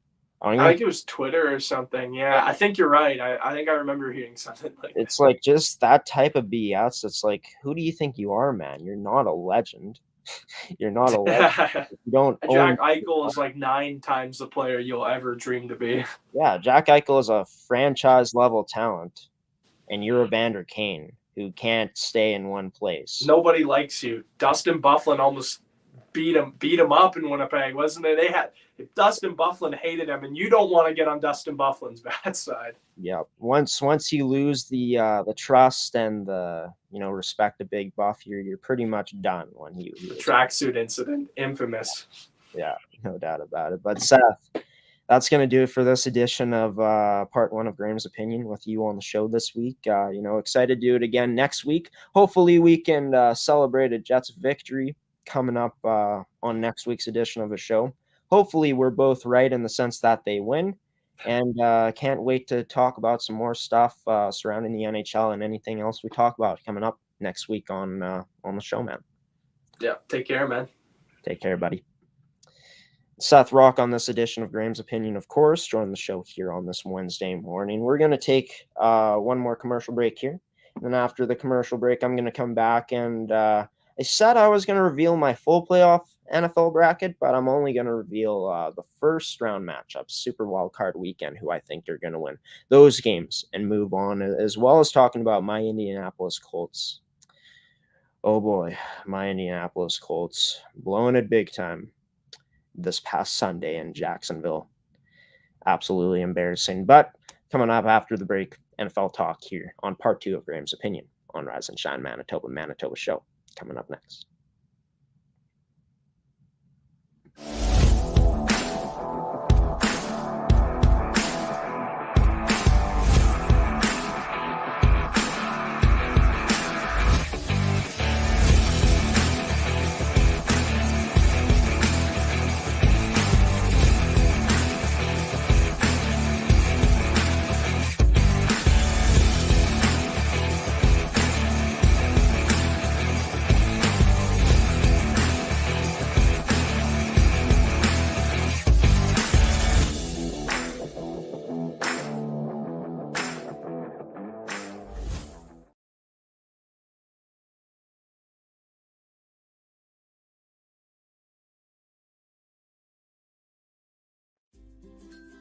Earthsaver.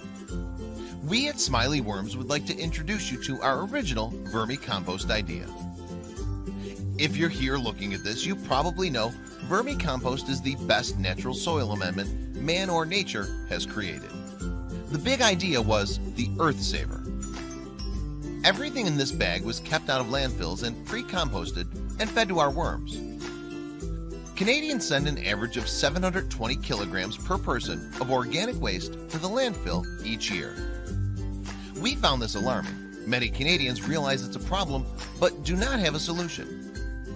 Most people do not compost. You can be a part of the solution. Buy a bag of Earthsaver to feed your healthy soil. We can only guarantee this. We kept it out of the landfill, your worms ate it, and your plants will love it. These would be great for your home, garden project, or even a fundraiser. Still not convinced? Send us an email. We'll send you a free sample. You'll love it. This is work and product we're most proud of. One last thing. We're located in Manitoba. If we're too far from you, contact us anyway. We may know someone. Worm farmers are awesome breed.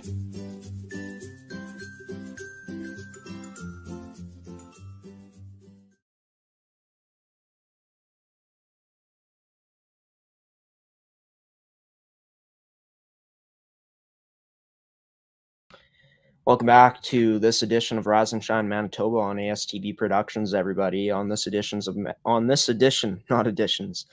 Manitoba show, on this edition of the show, Seth Rach joined the show in part 1 of this week's edition of Graeme's opinion to talk about the Winnipeg Jets, their current lineup situation, the loss that they suffered last Thursday to the Colorado Avalanche, 7-1.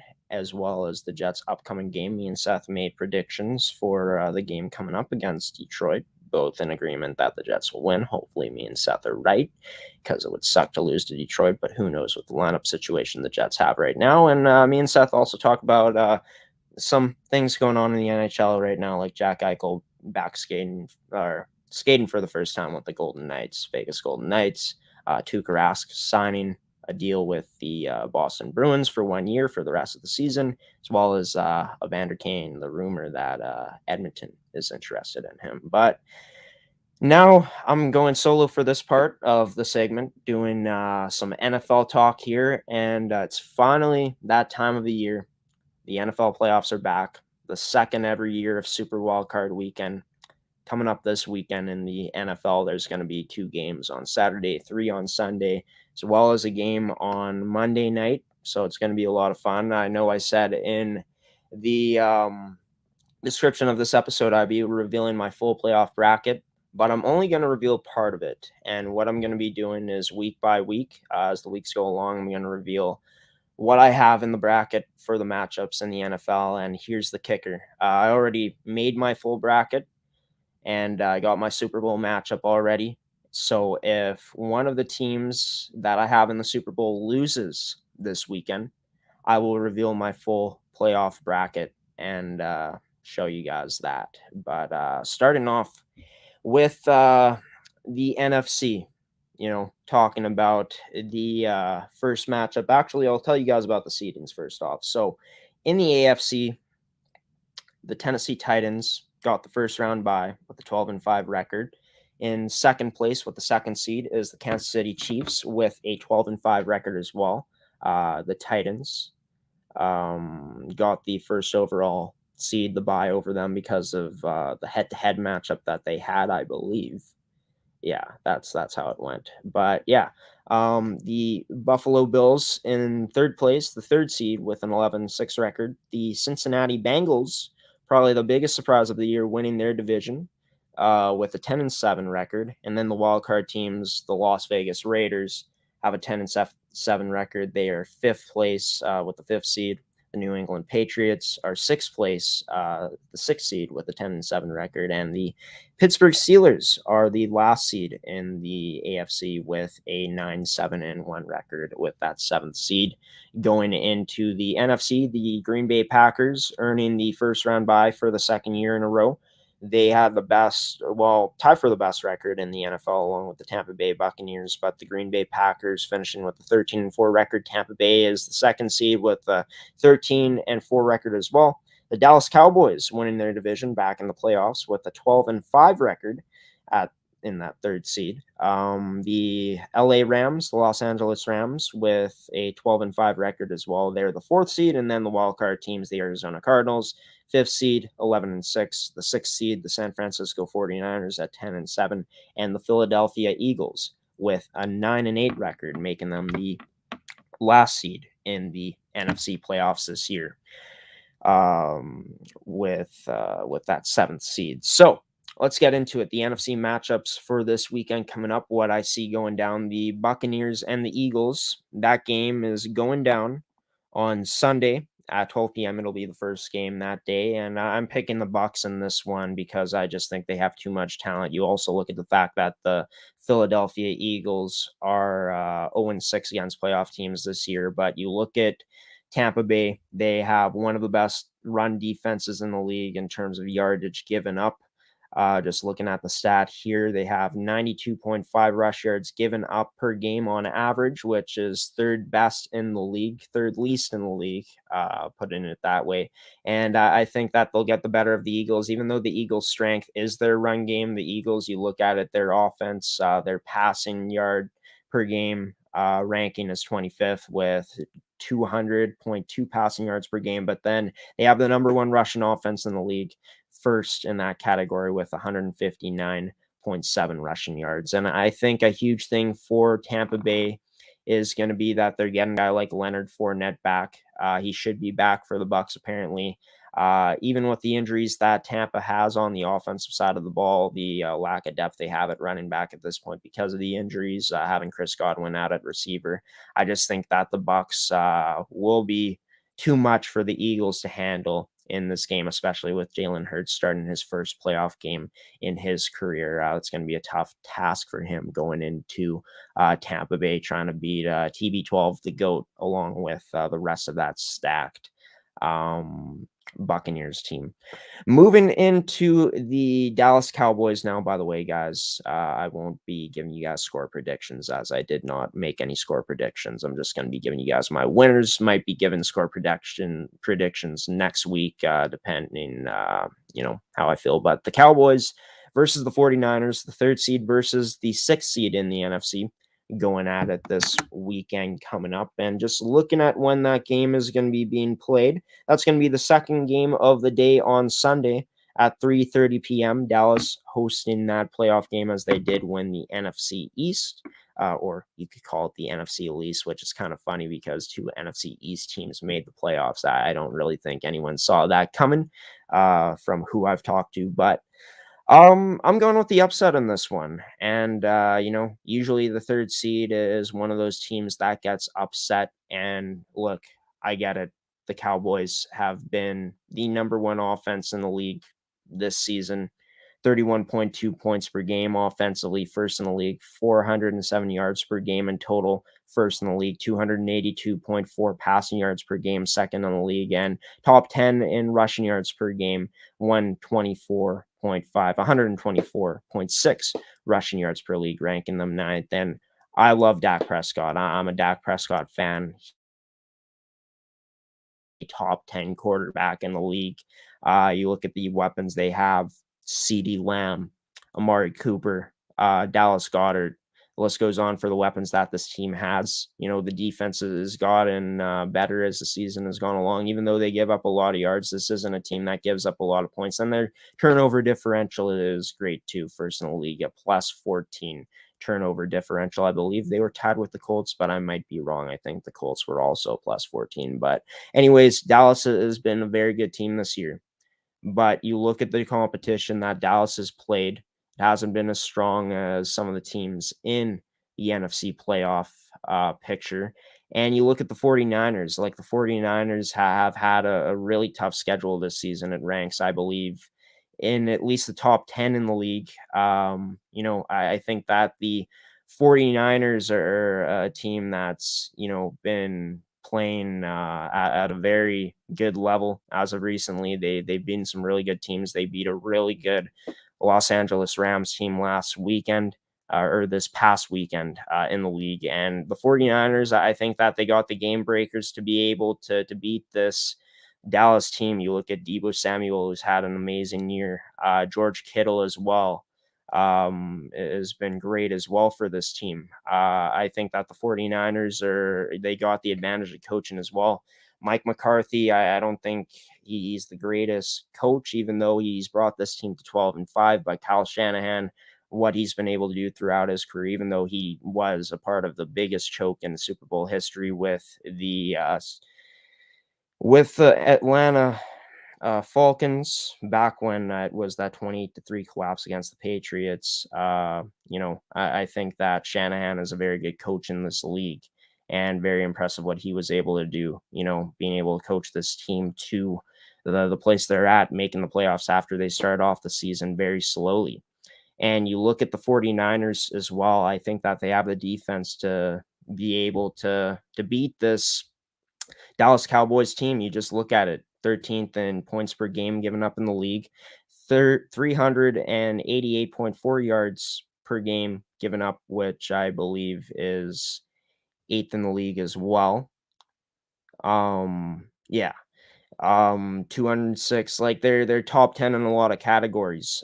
Turnover differential hasn't been the greatest for them. They're -4 on turnover differential, but even though I'm not the biggest fan of Jimmy G, I think Jimmy G will be able to get it done in this game for the 49ers, make the plays that he has to make. I think that Deebo Samuel will step up as good as Micah Parsons has been. I think that and the Dallas defense has been solid this year. I think that the 49ers will come in to AT&T Stadium and shock the Cowboys, even though people are calling this upset a lot. I've seen a lot of people predicting this. But, yeah, I think, no disrespect to the Cowboys. I just feel like the 49ers have the pieces to beat a team like them, have played a tougher schedule, and I think their personnel is a bit better on the coaching staff. So I'm rolling with the 49ers in this game, but I do believe it will be a close game going down to the finish, and I could also see the Cowboys winning it, but I'm going with the 49ers.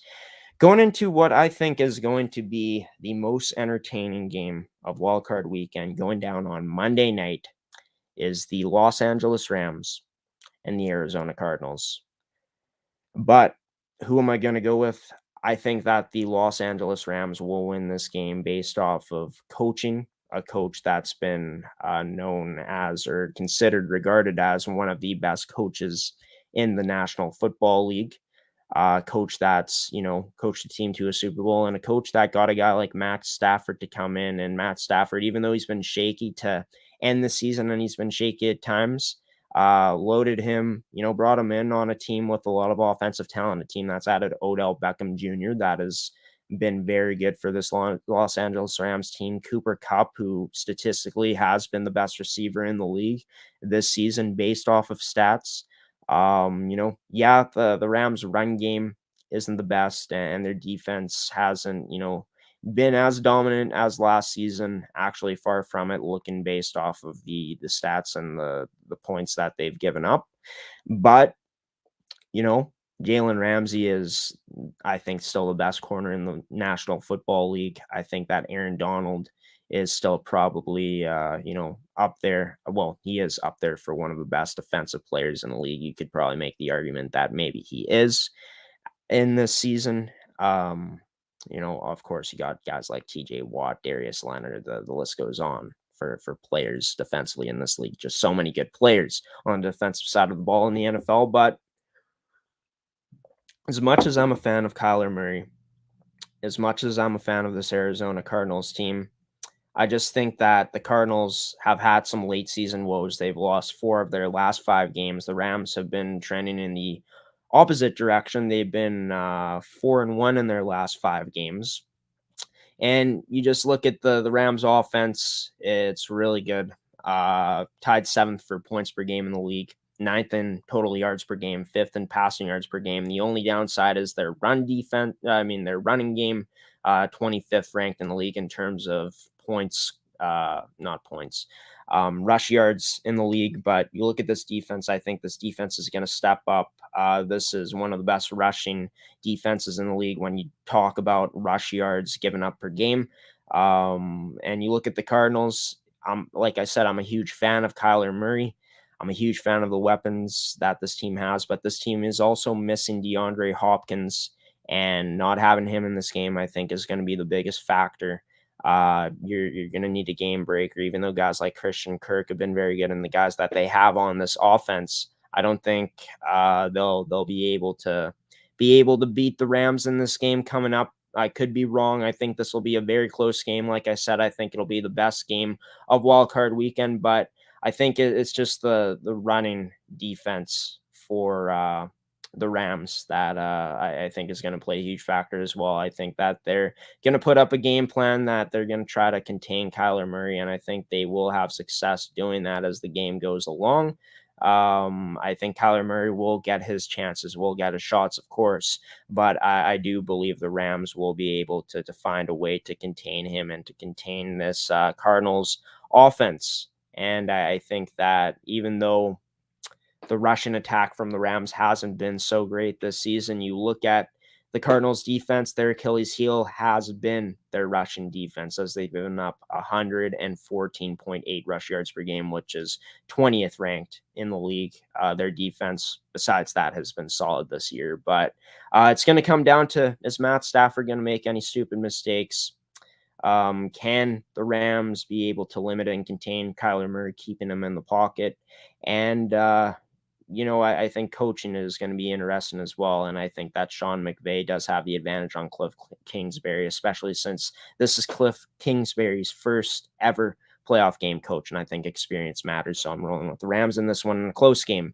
And like I said, the most exciting game of wildcard weekend, in my opinion. Moving over to the AFC. The Chiefs and the Steelers going at it on Sunday night. I think the Chiefs will be too much for the Steelers in this one. I don't trust Big Ben in this game. This will be his last game, most likely, at least in a Steelers uniform. The Chiefs have been on a roll since about week 8. They've only lost one game since then, and that came to the Cincinnati Bengals. And I just think the Chiefs have one of the best offenses in the league. Patrick Mahomes has found his groove as the season has gone along. Obviously, not having the best season he's had, but you just look at, he's Patrick Mahomes. And you also got Tyreek Hill. And you also got Travis Kelce, Mecole Hardman. Byron Pringle has stepped up as well at points this season.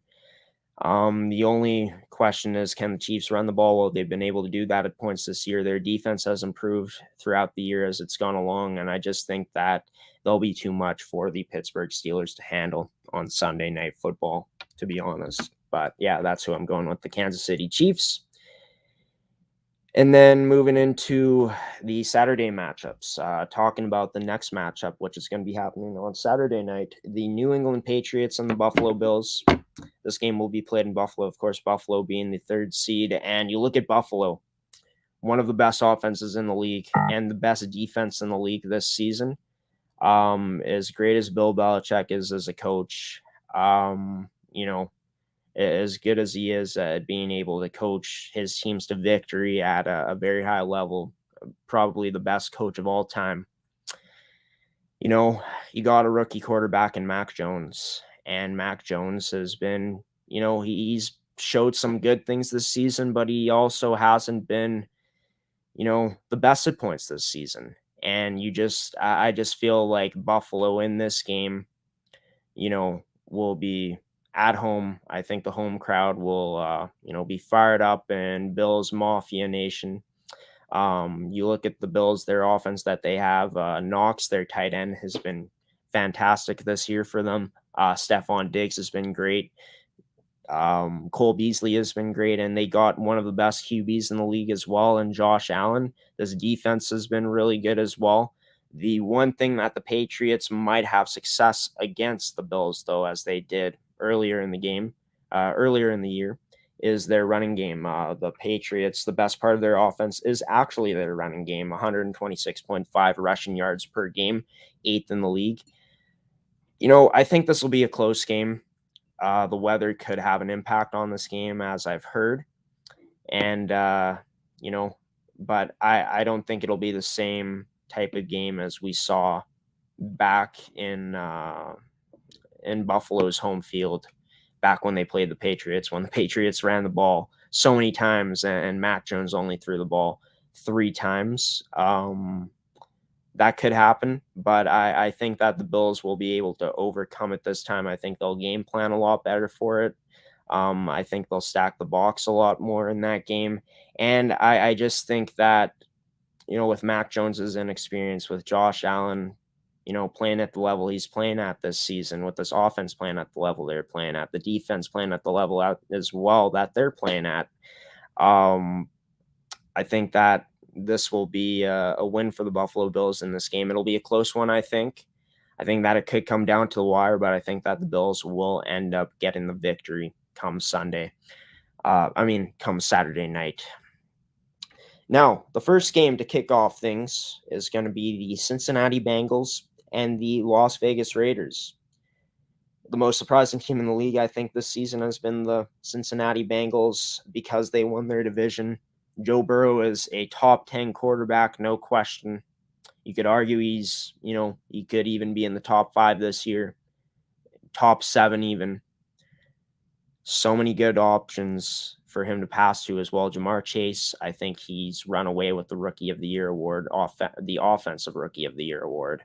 You got Tyler Boyd, T. Higgins, Joe Mixon as well. Lots of weapons on that offensive side of the ball, but the defense for the Bengals, has given up the 17th most points per game in the league. And besides their rushing defense, this team has been pretty porous on the defensive side of the ball. And I think that Joe Burrow, even though he's been phenomenal, even though I think this Bengals team has been a great surprise this year, I'm rolling with the Raiders in this one. I think that the Las Vegas Raiders are just having a type of season where they won't say die. I think that, it was a surprise for a lot of people that they were doing what they were doing to starting off the season 3-0, but Derek Carr's a solid quarterback, folks.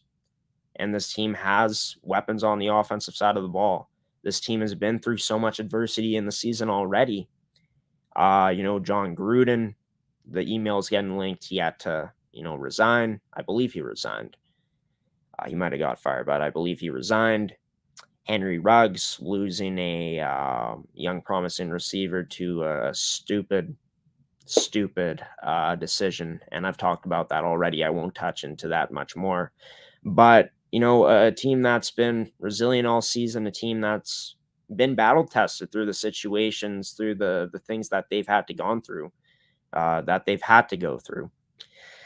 I just think that in this game, I think it'll be a close one. And me picking the Raiders, this is no, knock on Joe Burrow's ability as a quarterback. Like I said, he's a top 7. I think he's a top 7 quarterback in the league this season.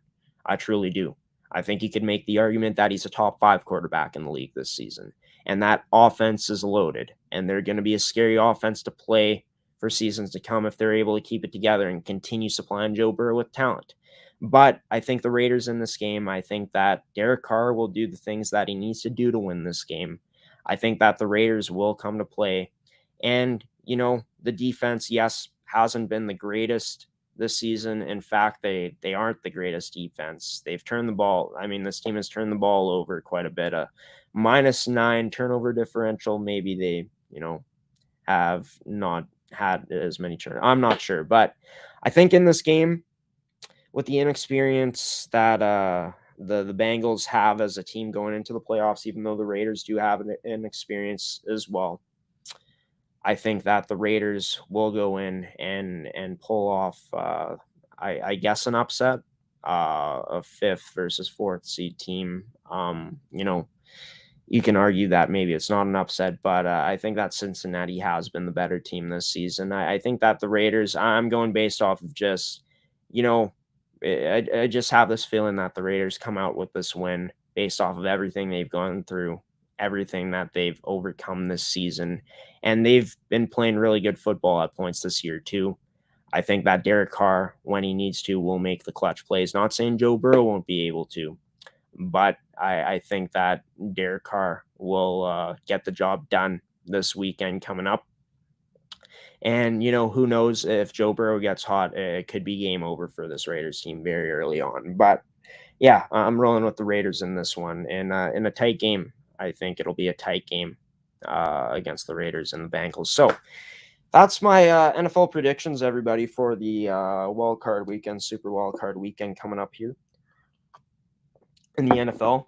Will I be wrong on almost every one of these matchups? I hope not. Will I be wrong on most of these matchups? You know what? Honestly, I probably will be. I'll probably get quite a few wrong, but hey, who cares? This is all for fun. I have a lot of fun doing this and talking football, something that is fun to talk about on the show. But we'll be revealing my picks for the divisional round next week. We'll be revealing the bracket going forward in next week's edition of the show.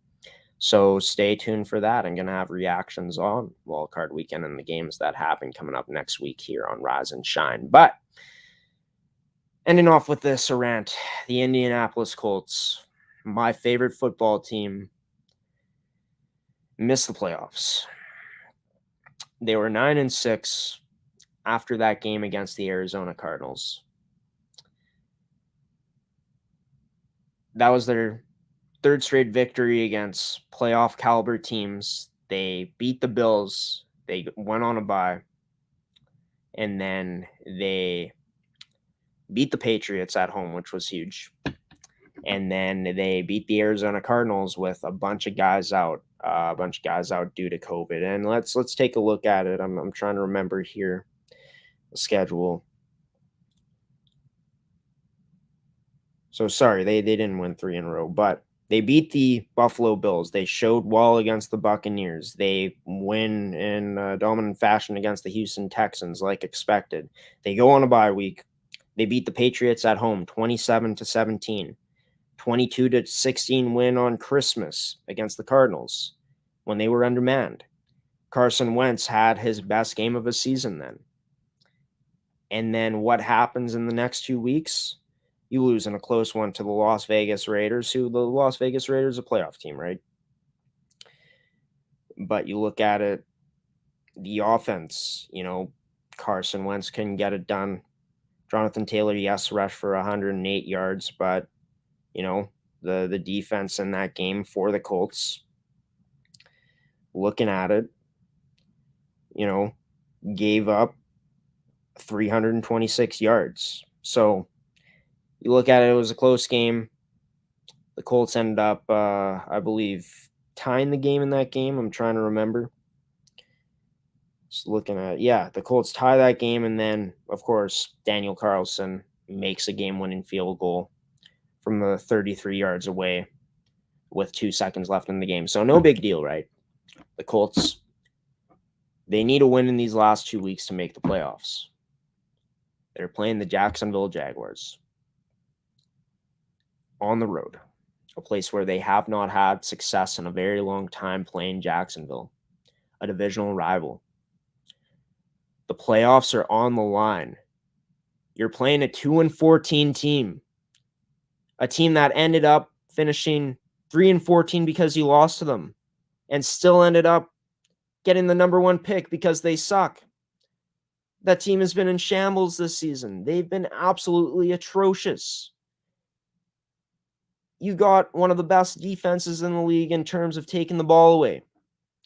You got arguably the best defensive player in the league in Darius Leonard, DeForest Buckner, Kenny Moore on the defensive side of the ball. Jonathan Taylor, an MVP candidate. The best offensive line in the league. A very good defensive line, a very good linebacking core. And yes, this team was missing Xavier Rhodes and Rock Ya-Sin, who Rock Ya-Sin had a very surprising year. Very good year from Rock Ya. But you got a talented team. This is a playoff team. This is a team that people were talking you up finally. The Colts never get respect, and they are finally getting respect. And what do? You go into Jacksonville in week 17, and you don't only lose, you lose big, 26-11. The touchdown that the Colts got made the score look better than it was. Now, what happened? Well, the team just didn't show up, is what happened. You lose to a 2-14 team, a team that's bad, and I don't like to agree with the talking heads on ESPN, but they're right, and I agree with this. Ryan Clark said this, Dan Orlovsky said this as well. To lose to a team that's 2-14, the whole team is not going to show. It doesn't show up. And yes, Carson Wentz was bad in this game, and he was bad in the last 2 weeks. He was bad in that game against, the Patriots, but they didn't throw the ball enough. Anyways, they didn't throw the ball a lot. Anyways,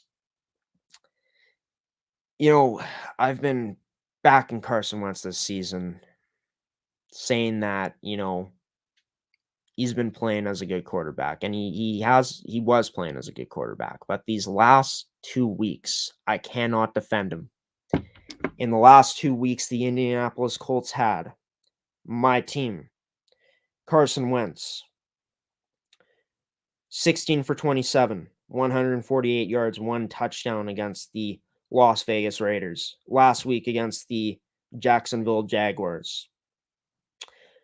1 touchdown, 1 interception, it says. I thought he had 2, but 17 for 29. Jonathan Taylor only touched the ball 15 times for 77 yards on the ground. The receivers weren't getting separation. The defense got torn up. You lost to a 2-14 team with the playoffs on the line. The biggest game, the game that had the biggest implications in a while, in the Colts, past few seasons.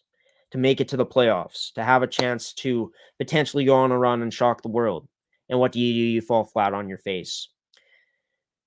Carson Wentz, the bottom line in these last 2 weeks, could not step up and make the big plays when he had to, when he was called upon.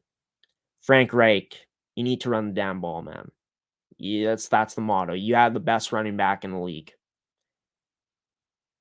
The O-line, it is not only on Carson Wentz, though, in this game against Jacksonville. I will say this because the receivers weren't getting separation. The O-line, was getting pressured. The defense got shredded to bits by Trevor Lawrence and this Jacksonville team. I mean, looking at the stats, we'll pull it up again. It's disgusting to look at just being a Colts fan. But 223 yards for 2 TDs. Pretty darn good day for Trevor Lawrence. This team... This is like looking at it again, like just the matchup, the numbers out there for this team. The Colts got outpossessed in this game. And why was that? The offense couldn't move the darn ball. Carson Wentz struggled. Didn't feed Taylor enough. The defense got outplayed by Trevor Lawrence and the Jacksonville Jaguars. And Trevor Lawrence is going to be great. Trevor Lawrence is going to be very good once he starts developing and once Jacksonville figures it out. But as a Colts fan, to lose this, to watch this team lose this game. Thankfully, I didn't watch the game because it wasn't on TV and I couldn't stream it anywhere. Couldn't find a way to stream it. But to lose this game with so much on the line is embarrassing. It sucks. It sucks because I have to eat my words now because I've been talking this team up to people. You know, as a fan, with this much talent on the roster, you thought maybe this could have been the year this team could have gone on a run, maybe in the playoffs and shocked the world. But they didn't do that. Instead, they lost to Jacksonville. To be fair, they have struggled playing in Jacksonville. But you have more talent than the Jacksonville Jaguars. You should be better than the Jacksonville Jaguars. You should be more prepared than the Jacksonville Jaguars. From what I heard, it didn't even seem like they showed up in that game at all, and the scoreboard and the stats show that. Now, I'm not a GM. Chris Ballard has done a wonderful job turning this organization around and supplying the talent that this team has now. Frank Reich has had his moments. Carson Wentz had his moments this season. Jonathan Taylor was the best running back in the league this season after Derrick Henry got injured. You have the best O-line in the league, a good D-line, a good linebacking core, the best linebacker in the league in Darius Leonard.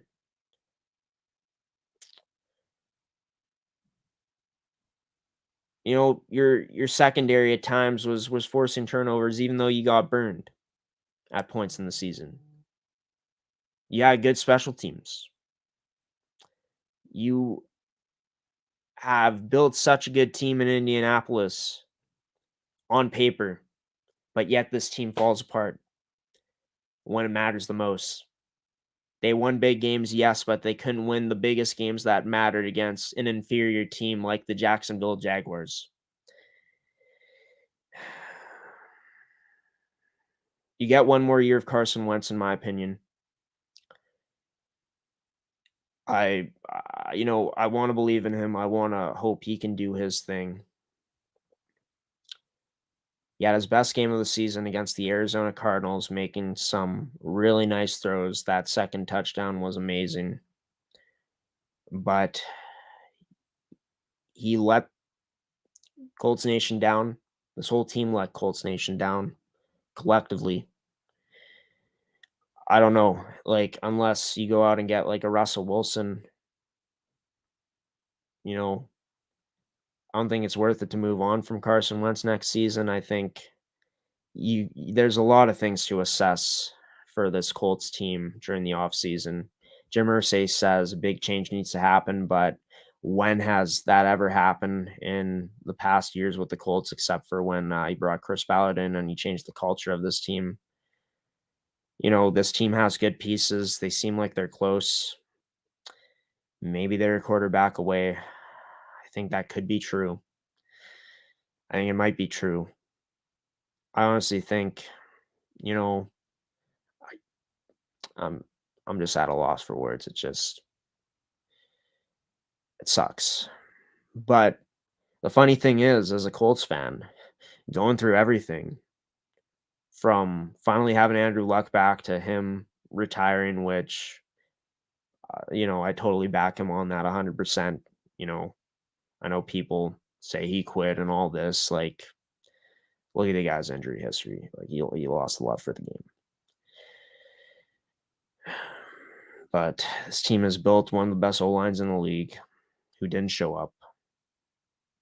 Maybe it just comes down to preparation, and I think it did against the Jacksonville Jaguars because darn well that this Indianapolis Colts team has the talent to succeed, but they didn't. And now they're at home, outside of the playoffs, unlike they were last year. Carson Wentz has to be better next season if the Colts roll with him as QB. He played good at points this season, but overall he was pretty average. I will admit that.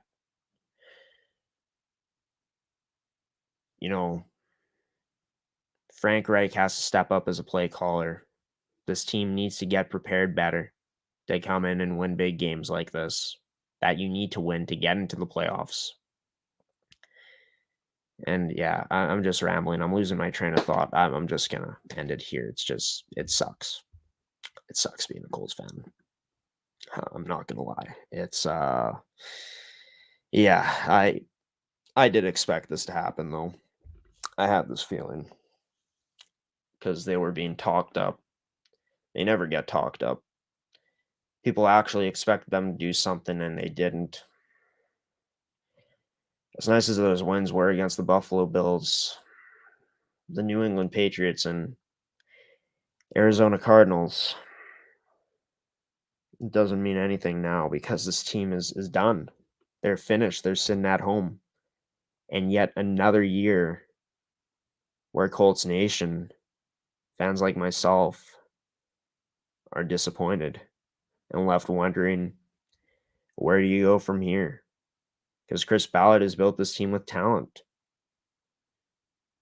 You know, they went out and got their quarterback that they want to roll with in Carson Wentz, it seems, but maybe not anymore.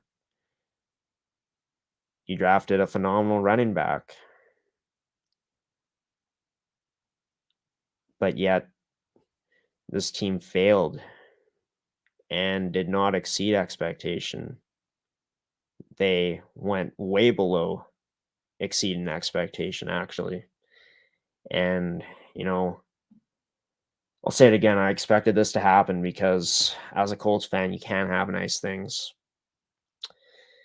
But yeah, I'm just at a loss for words. Tired of talking about this topic, but yeah, we'll see what happens next year, I guess. But that's going to do it for this edition of Rise and Shine Manitoba, everybody.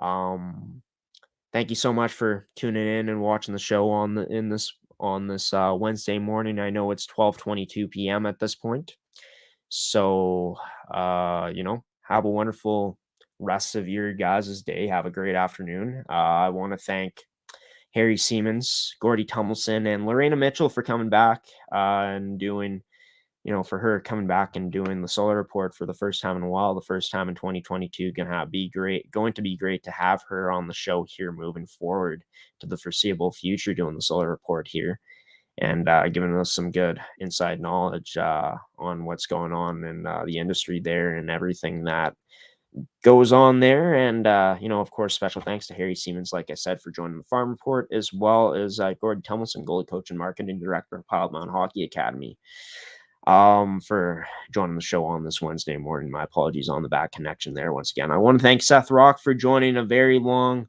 edition of part 1 of Graeme's Opinion this week. Always fun to talk with him. You guys will, of course, see Seth on the show next week. I also want to thank you, the viewer, for tuning in on this Wednesday. I also want to thank our sponsors in Evolve Green, AETI, and the other sponsor that was shown today. Not exactly our sponsor officially, but Smiley Worms for sponsoring today's episode. And yeah, just thanks for everyone who's involved in making this episode happen today. I will be back on Rise and Shine Manitoba show next week at 10 a.m. Central Time, of course, to talk with Harry, Gordie, have Lorena on the show, talk with Seth, and maybe some other guests will be joining the show as well. But be sure to check that out, that edition of the show, next week's edition of the show, on our Facebook at ASTV Productions, on our Twitter at Amateur Sports TV, as well as on our website is where you guys can watch it at astvproductions.com. And stay tuned on Tuesday night next week for the guest list reveal that I will be posting on ASTV social media accounts, the social media platforms, on our Facebook, on our Twitter, and on our Instagram as well at ASTV Productions. But everybody, I'm going to sign off now. My voice kind of hurts because I've been talking for so long. But